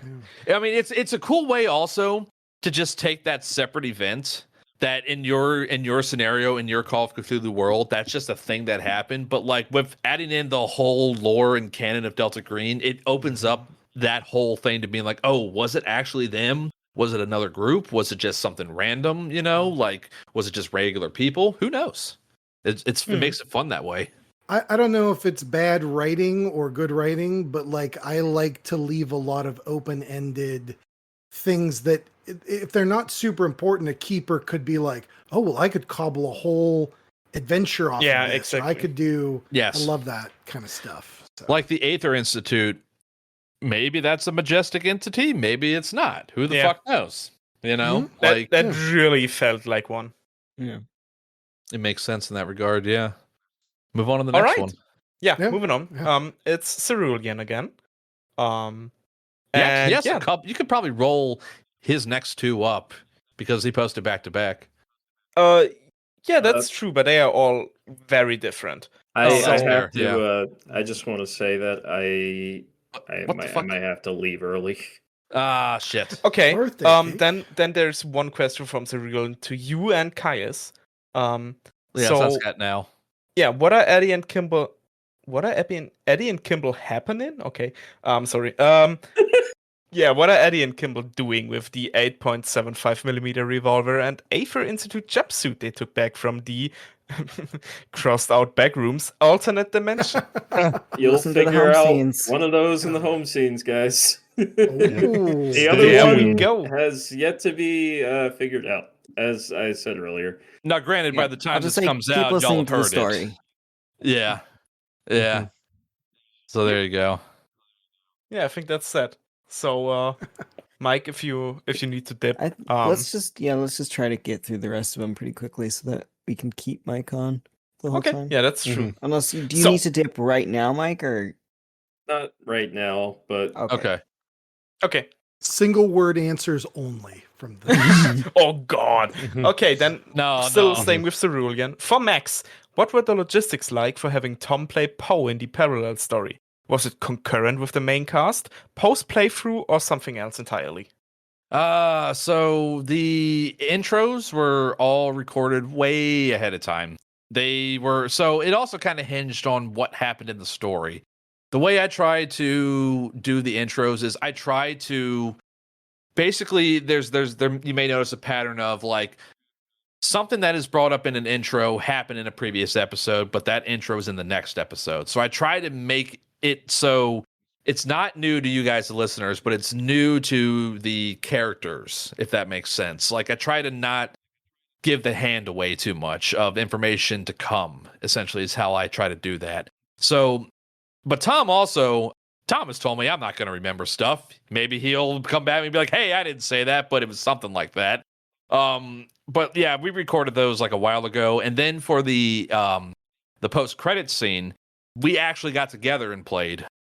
I kind of set the stage a little bit. Was like, this is kind of like what I wanted to be, but everything else is going to be just improv. And he kind of just took it from there and ran with it, and we just did a whole short little bit together. Apparently he records in his office, wherever he is. So 3-hour time difference, we made it work, you know? I mean, we're making a 6-hour time difference work currently, so We're making it, yeah. I will say, Tom, you're a great person to play with, even in that little amount. I'm looking forward to Handlers Only when that comes out in a couple months. And thank you again so much for just being so down to be in our world. So yeah. Thank you. Big props to Tom. Yeah. All right. So the last thing from Cerulean, that one's for me. And they want to know, what will the new team member be like? Obviously, I'm not gonna be able to disclose much information. What I can say is that they're really cool. The dude, it's a dude, and he's really fucking cool. Mhm. Like Y'all there's definitely didn't have a visceral reaction. I will just say that, like, every time I've been sitting down to edit and just like, I'm like, man, this dude is just so fucking cool. Like, he just the way he looks, the way he handles and carries himself. I think this is a good teaser. He just exudes cool and calm. We'll say that much. It goes to show, Lukas is such a fantastic player, because the vibe is totally different from Vince. Yes. It's great. It's good. It works well with the makeup of the team. Oh, we were talking about Lucas's character. Yeah. Well, I have no idea what you were saying, Well, Mike, so that's okay. Don't know I what get you're to cut it talking about, anyway. man. I don't know. Uh-huh. Okay. All right. Another Moving one on. for Lukas. Yeah, another one for me from Spike. This time again. So Spike asked something very interesting, and that's, will we ever see you return to Vince in a side opera or similar? And before Spike asked that question, I didn't really even think about it, but then Max and I were like talking, and it would be kind of cool to go into like before our timeline of events and see, like, what brought Vince to Delta Green, or like his first mission, because Stonefall wasn't his first mission, so technically we could absolutely do more stuff. It was But alluded to as well. Yeah, let's say it's a cool idea. However, there are no current plans on doing anything of that sort. Maybe there will in the future, and yeah, we'll see that. There are so many different ideas that I have at any given time about what may or may not work, or what we want to do for side operas, because I want to give the other guys a chance to run stuff too. Whether or not I'm a player in it, fine. If we can get people as guest players, fine. I have no problems with it whatsoever. Right. But currently, no, that is not something that's on the table, unfortunately. Sorry, Spike. So there are only 2 more questions left. I think one's handled very quickly, which is David, aka Duke of Spook, asking once again, additional question for Max. How dare you? The answer to that, as always, is roll better. We will just keep it at that. So the last question for today is actually something I wanted to ask myself, so it's wonderful to see one of our audience members ask that. And it was the wonderful Altmaker who wanted to know, I need to know the mechanics for the Signal Jammer. Specifically, would the Grey Woman have been able to enact her raking of Vince if the Signal Jammer was turned off? And if so, I was innocent the whole time. No, fuck you. You were never innocent. You So- picked this scenario to run. You were never innocent. So I'm going to be honest, that thought never entered my mind. Once again, how dare you? It would have been, it would have been if y'all had done that in play, I probably would have come up with something on the spot, but honestly, no fucking idea.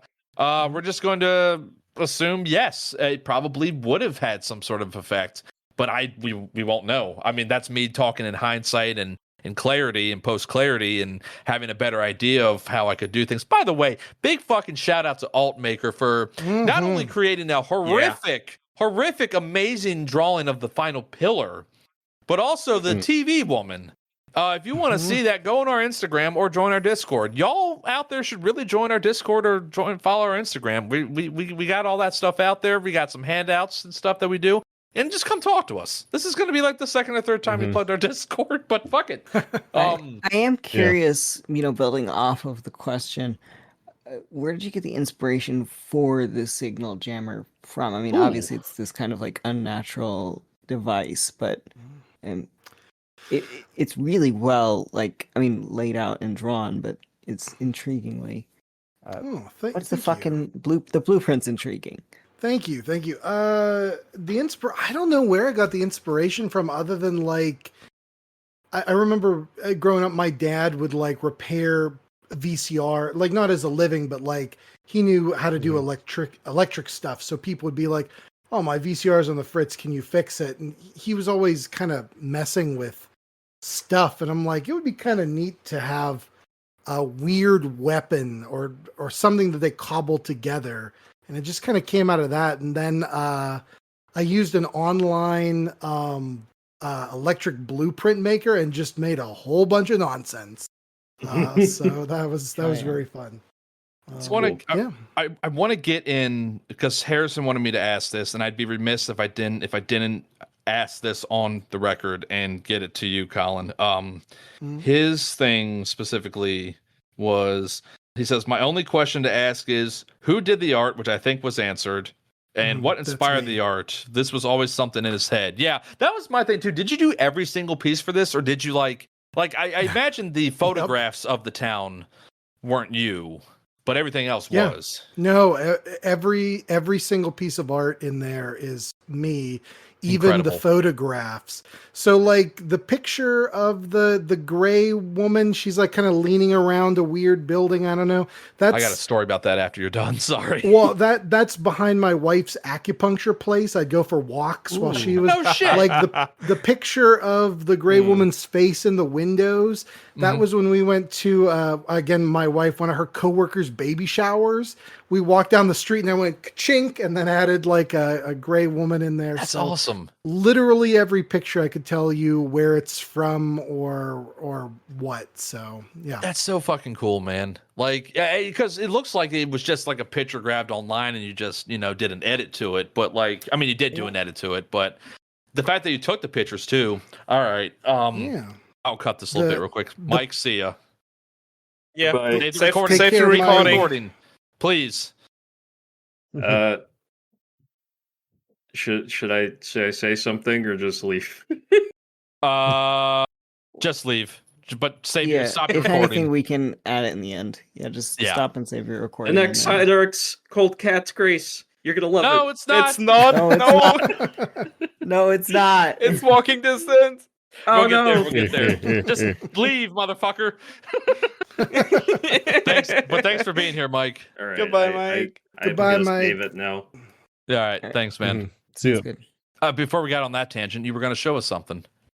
Oh no, I was saying I was just flipping through the book. The only ones that are stock art are the TV station exterior, and then this picture of a VCR in the beginning. Okay, that it's makes a sense. stock image. Even though I have a VCR, but I didn't use it. But I think those are the only two stock images. Everything else is taken myself or Fucking in some incredible, way honestly. done. Yeah, thank you. Yeah, that's so impressive. the one you mentioned specifically, that it was her leaning around the corner of a building, Yeah, right? yeah. I may have mentioned this to you in our DMs at some point. Maybe I didn't. I definitely said it to the guys, but looking at that, for the longest time, I could not tell there was a gray woman in that picture. And then when I finally did, it was late at night, and I scared the shit out of myself. I was Good. Jesus Yeah. Christ. Yeah, that's This awesome. thing that I've been looking at for so long, and then I finally see the bitch in the background. I'm like, ugh. Do not like. Hell Do not yeah. need. I wanted to try to hide her in as many pictures as I could. And I at the end of the day, there came a time crunch when I'm like, I could be adding gray women in, or I could be publishing this motherfucker. So Yeah. she's You in a gotta- number of them, but yeah. You gotta cut your losses after that point. Exactly. Yeah. So Okay, but however, getting back to the question, how does the fucking signal interrupter work? What actually does it interrupt, and what doesn't work with it? Was that just random, what Max just decided it would work on, or? So, go ahead, Max. You look like you want to. Your mouth yes, is open. yes, because I didn't really state this out loud while we were in play, but I kind of had it where like Vince assembled it. He took time to assemble it, but it's also a highly experimental device. So the possibility of it working and not working, I didn't really want to let on that there was like in my mind, to a degree, I was like, yeah, it's going to work when I want it to work for narrative convenience to a degree. Yeah. So, but if Colin has a better answer, go for it. I mean, that's pretty much it. I feel that should be true of every scenario. I'm not like if it says it has 30 hit points, that's it. Like, make a good story. But like, I think I have it for Call of Cthulhu, where to use it, you need to make a mathematics roll, I think, to adjust the frequency just right enough. So there could be times, there could be times when you're trying to attack the gray woman and the person with the jammer fucks it up and beefs it, and then all the bullets from the subsequent round just pass through her. That sounds right. I'm pretty sure she can hurt you guys, but you can only hurt her if you're signal jamming her. So, damn, bitch is cheating. It looks like it says electrical repair or electronics roll. Sure. I mean, that's kind of what we did to make it work, but I don't. Yeah, that's what. That would make sense. Yeah, but I don't see anything about a mathematics. Maybe that was dummied out and it was just in my brain. It never made it to possible. Page, but it would make sense though. It would make a lot of sense because like if you're trying to use those two skills in combination with each other to get the frequency just right, you know. What? And I think a keeper handler can make it as if they want to go full meat grinder mode, make them make a roll, and but if not, it's still going to be difficult enough. So.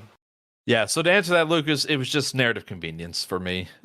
All right, now it's confirmed Max killed Vince, obviously. You spied him. Yeah.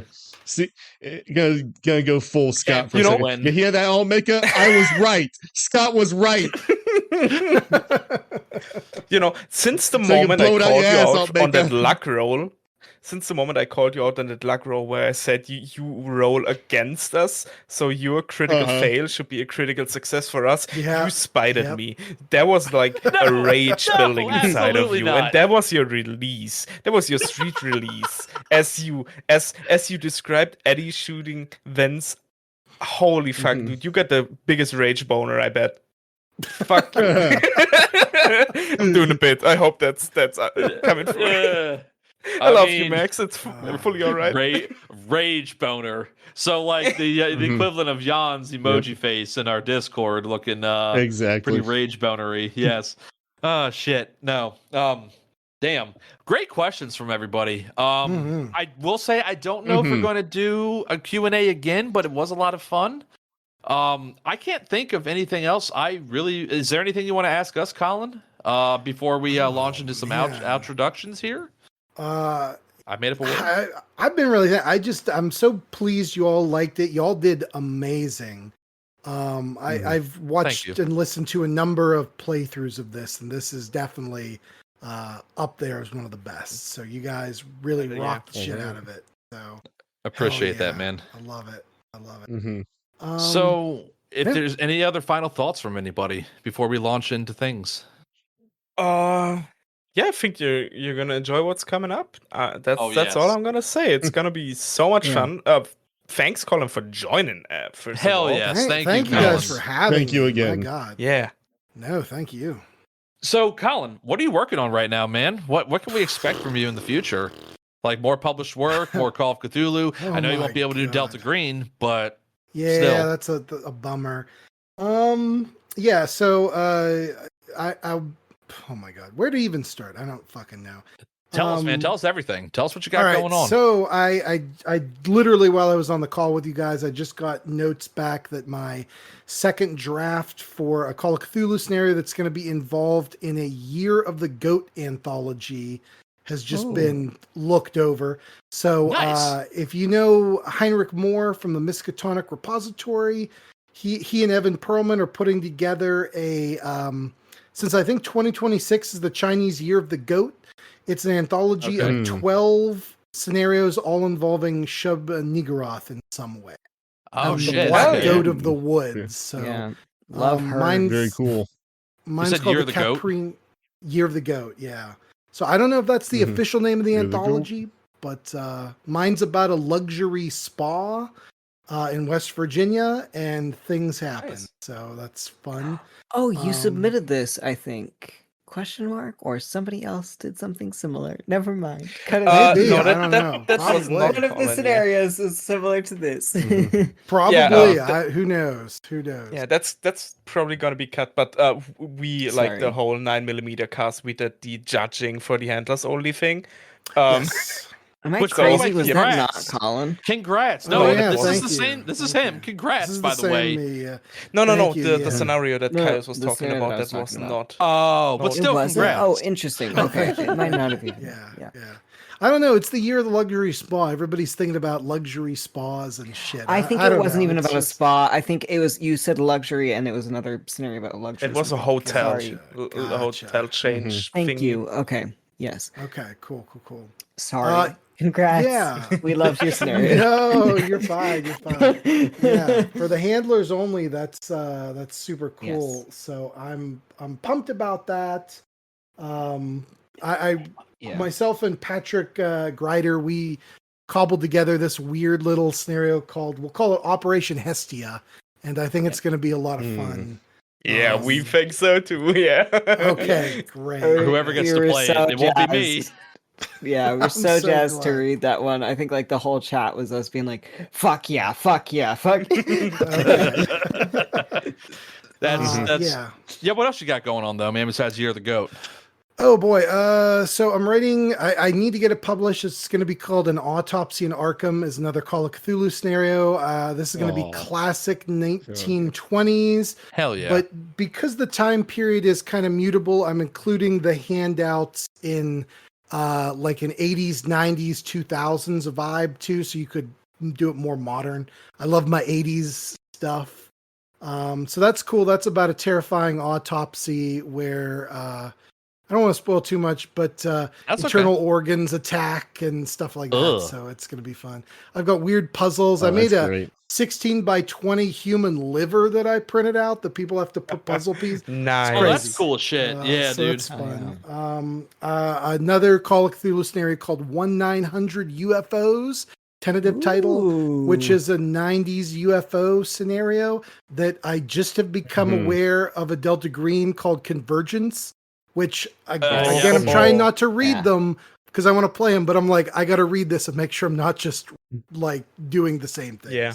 Yeah. You don't want to be accused of anything. That would be good. unfortunate. Yeah, there's so much room. Like even if you use the same entities in the same like even location, these scenarios can all be so individual and unique. Yeah, I just want to make sure it's not too so it gets back to that read much more than you write. Exactly. And then once all that's done, another Call of Cthulhu pulp scenario, tentatively titled Cthulhu and the Bandit, which is a 1970s. You have to make a run to Innsmouth with your trucker gang to get Innsmouth like ale and drive it south, being chased by cops and cultists and shit like that. That sounds cool as shit. Yeah. I don't know. And then Signal to Noise 2. Eventually, I've got ideas for that, and that's going to be a lot of fun. But a lot on my plate first, and then beyond that, just the art. If you guys know, like Dungeon Crawl Classics, I do art for them, so check out. I've got tons of shit that I'm drawing and map work and cartography and artwork for other Miskatonic repository scenarios and stuff like that. So so. There's a bunch. So you're staying busy, man. That sounds like you got a lot on your plate. That's the goal, man. All of it sounds exciting as shit, though. All of it sounds super, super interesting. Well, I guess now we're gonna, with all that being said, what we have coming up next for you guys, we have a side opera run by Jan called Operation Walking Distance. And unlike Green Mind, it is fully fledged, and it might as well be its own scenario. It's that long. That's going to dropping October 17th. Before that, October 3rd, we have what we next week, incidentally, the Deathbed Confessional is what we call it, where we take a deep dive into Vince Peterson and into the creation of him, and we really go in depth into the other aspects that may not have come up, like what plans Lukas had for Vince, things like that. We had a lot of fun doing that a little while back. And then starting back up in December, our third 80s operation called Operation Capital Gains, written by like my Sophia least favorite Battle. tax. Exactly. That one we just finished recording that recently, and it was fucking crazy. Literally 3 days ago. It was at the time of this recording, literally 3 days ago. Yeah, so we're still kind of reeling from that. But yeah, that's what we got coming up next. After that, we have another side operation that Lukas ran called Cat's Grace. So can we say that was the first thing that we ever did, and it's finally coming out next year, almost 2 years later. Is the second thing we ever did? Yeah. Right? Yeah. Walking Distance is the first thing I did. I forgot to mention Operation Walking Distance. We have our guest player Alex with us, who otherwise known as Bark on Discord. Yes, and he is a fantastic role player, even though he's still at the time was pretty new to role playing games and Delta Green. So I get to be a player in Operation Walking Distance, so y'all get to enjoy that side of things. But I think that is everything. And guess what? We have a requisite blooper reel that we're going to put right at the end of all this. Colin, you'll have to hear that with everybody else, unfortunately. But look, it's a Loki. No worries. Aw. Thank you so much again for joining us, man. This was a great conversation. It was great to hear your thoughts on things and thank you guys. Answer some questions with us, man. Thank you so much. Thank you so much. Thank you. And thanks a lot. We'll see you guys next time on 9mm Retirement Radio every 2 weeks. See you next time. See ya. See ya. So Jan is making funny noises, which is distracting. Sorry, no, I got this stupid cat.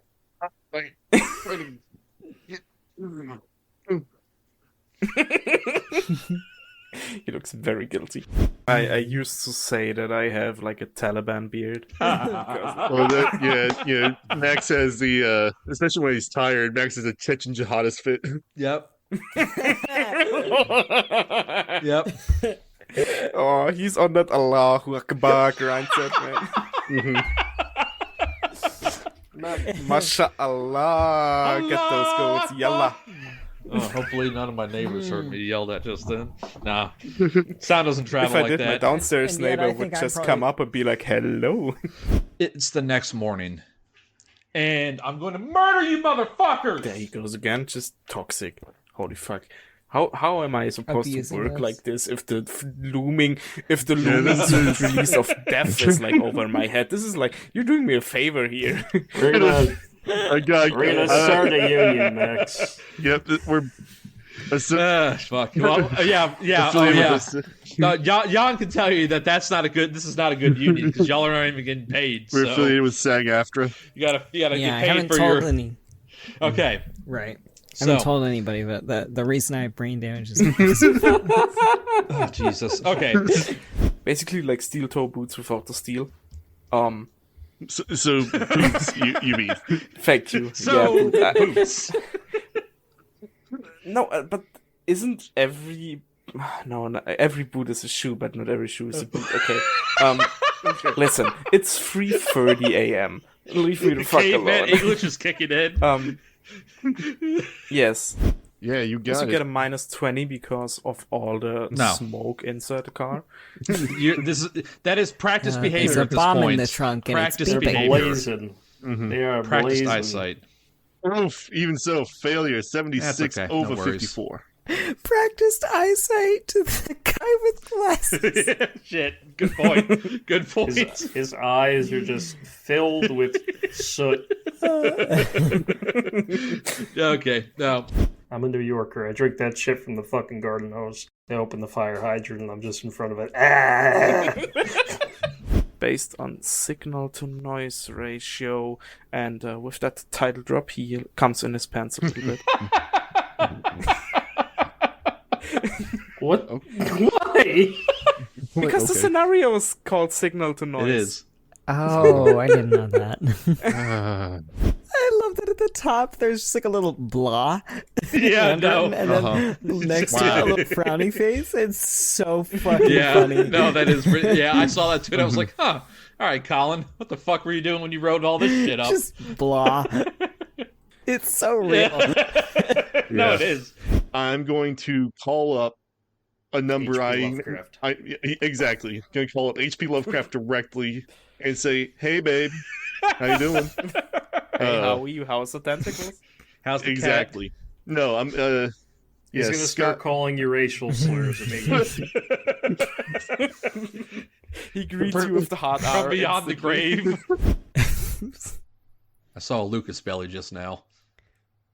Jan's like, with great interest, yes. A Lukas belly was seen, yes. Oh my god, it's so hairy. Yiddies. Oh, beautiful. Titties!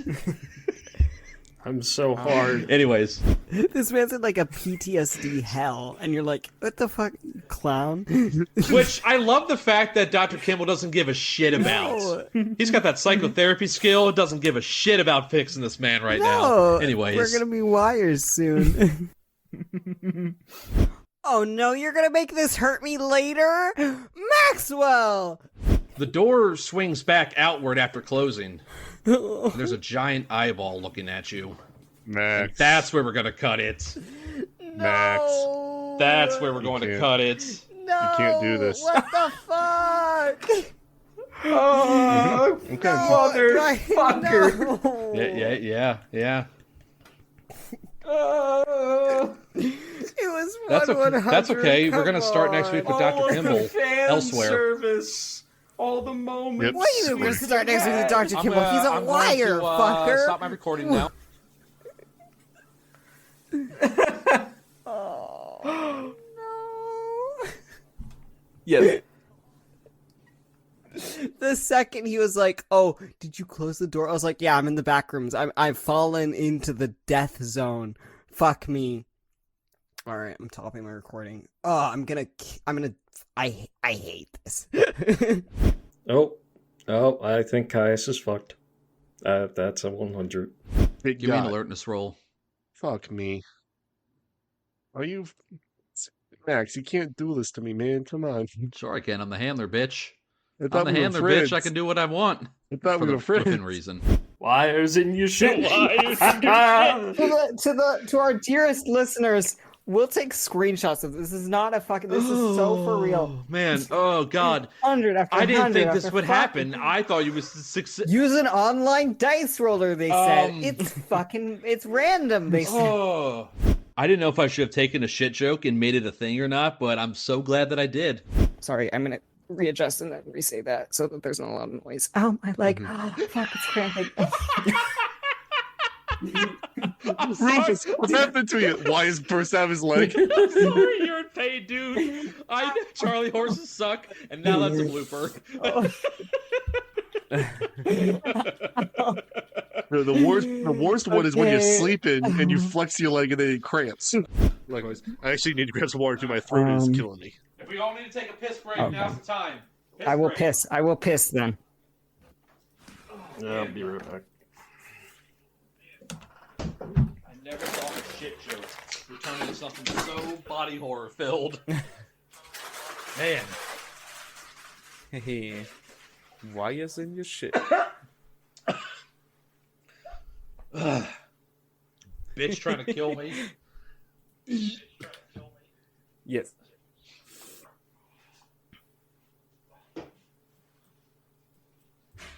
Oh, yeah, I said I was gonna pee. I'm gonna do that. Wires in your shit. Yeah, make sure to check your shit for wires. Nice. Oh man, it's the worst. I don't need to go to the toilet right now, but I can just took assure a you shit I and there will were wires later. in it. Oh no! Who's big spoon? Who's little spoon? You know for a fact Scott is a little spoon guy. He needs to be held and comforted. All right, yeah, I'll get behind you. If he doesn't, he'll punch you. Don't worry. He's just like back to back. Are you actually spooning, or are you guys like back to back? No. Because his new ammunition could probably be broken stop off. licking yourself. Stop it. Absolutely not. I'll continue to keep licking myself. My team's pretty tasty, Max. I mean,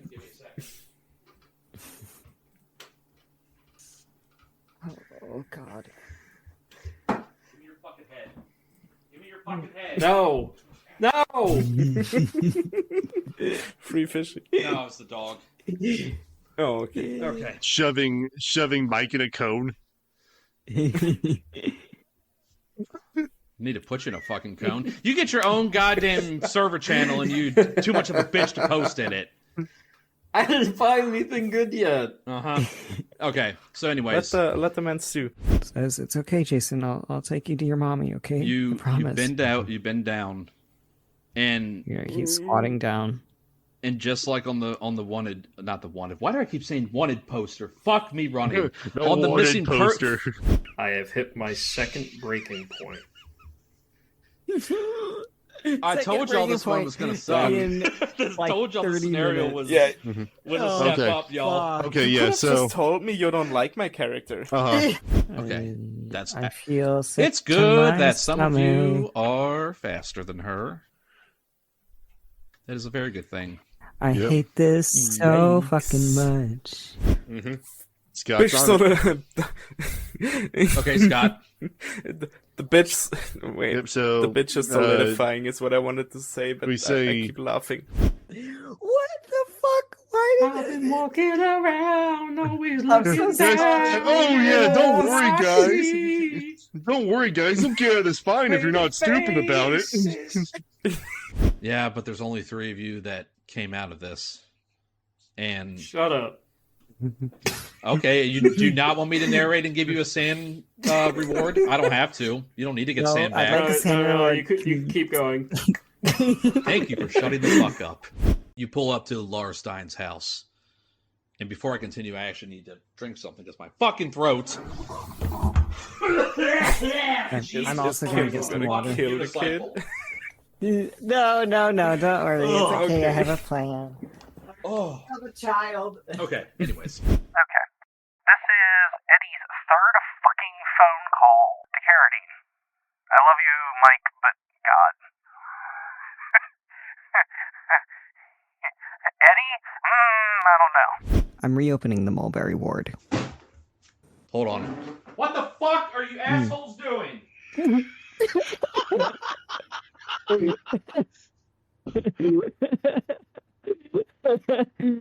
A bunch of kids just come like they throw a rock through the glass paneling door.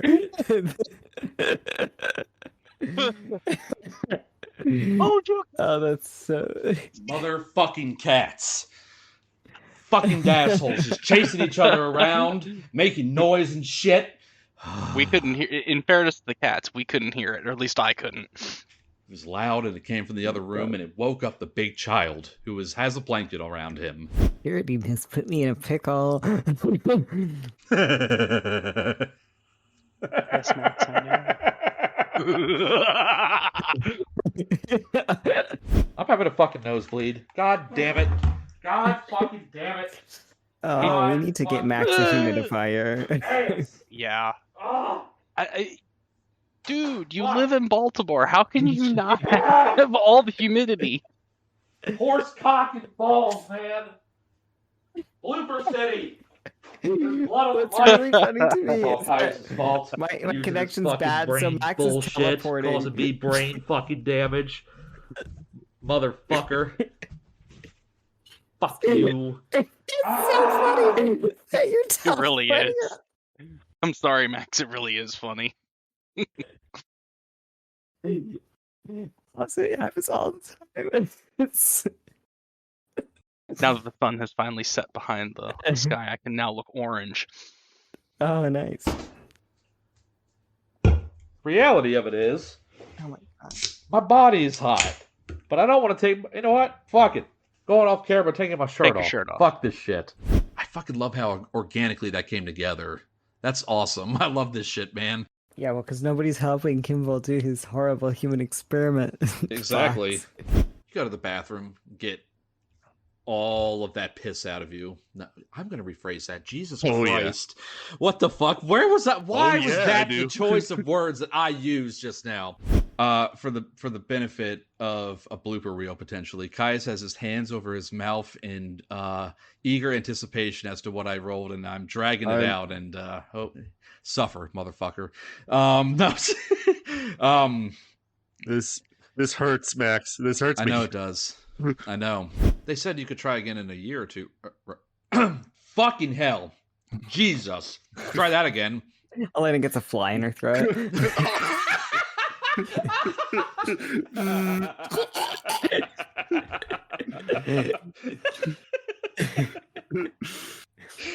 Oh, no. Please don't have a nosebleed again. Please, no. No. Don't do that. Oh, God damn it. Fuck me right. I'm taking my fucking shirt off. It was Turn the really camera funny off. because your camera was. No, it's okay. It was really funny last night because my connection was so bad and you were having the nosebleed and walking around, but to me you were teleporting. It's just. Hold on. Oh. So he would be like way farther, and then he'd be up here, and then he'd be like way farther again. Oh no! Oh God! Oh, I'm sorry, Max. Laugh so hard I have a Elena fucking too nosebleed. hot. It's also just warm in here. I mean, Elena, she's a looker, you know. So Elena spits the fly out of her mouth. No, I'm just kidding. She If you don't stop eating the plastic, I will eat the living. I will put you in stew. I will eat you. You will sous vide very nice. the hell was that noise? Did you like that? You went against the you blah, blah, blah, blah, fly flows into my mouth. I can't even fucking blah, blah, blah, blah, blah, blah. Shades of Elena on a beach somewhere. Jesus Christ. I'm typing that out. What? Why? Why would you shoot I'm sorry. It's just so fucking funny to me. It's just so funny. The man who doesn't shoot guns shot him in the fucking chest. It's hilarious. Continue on. Okay, sorry.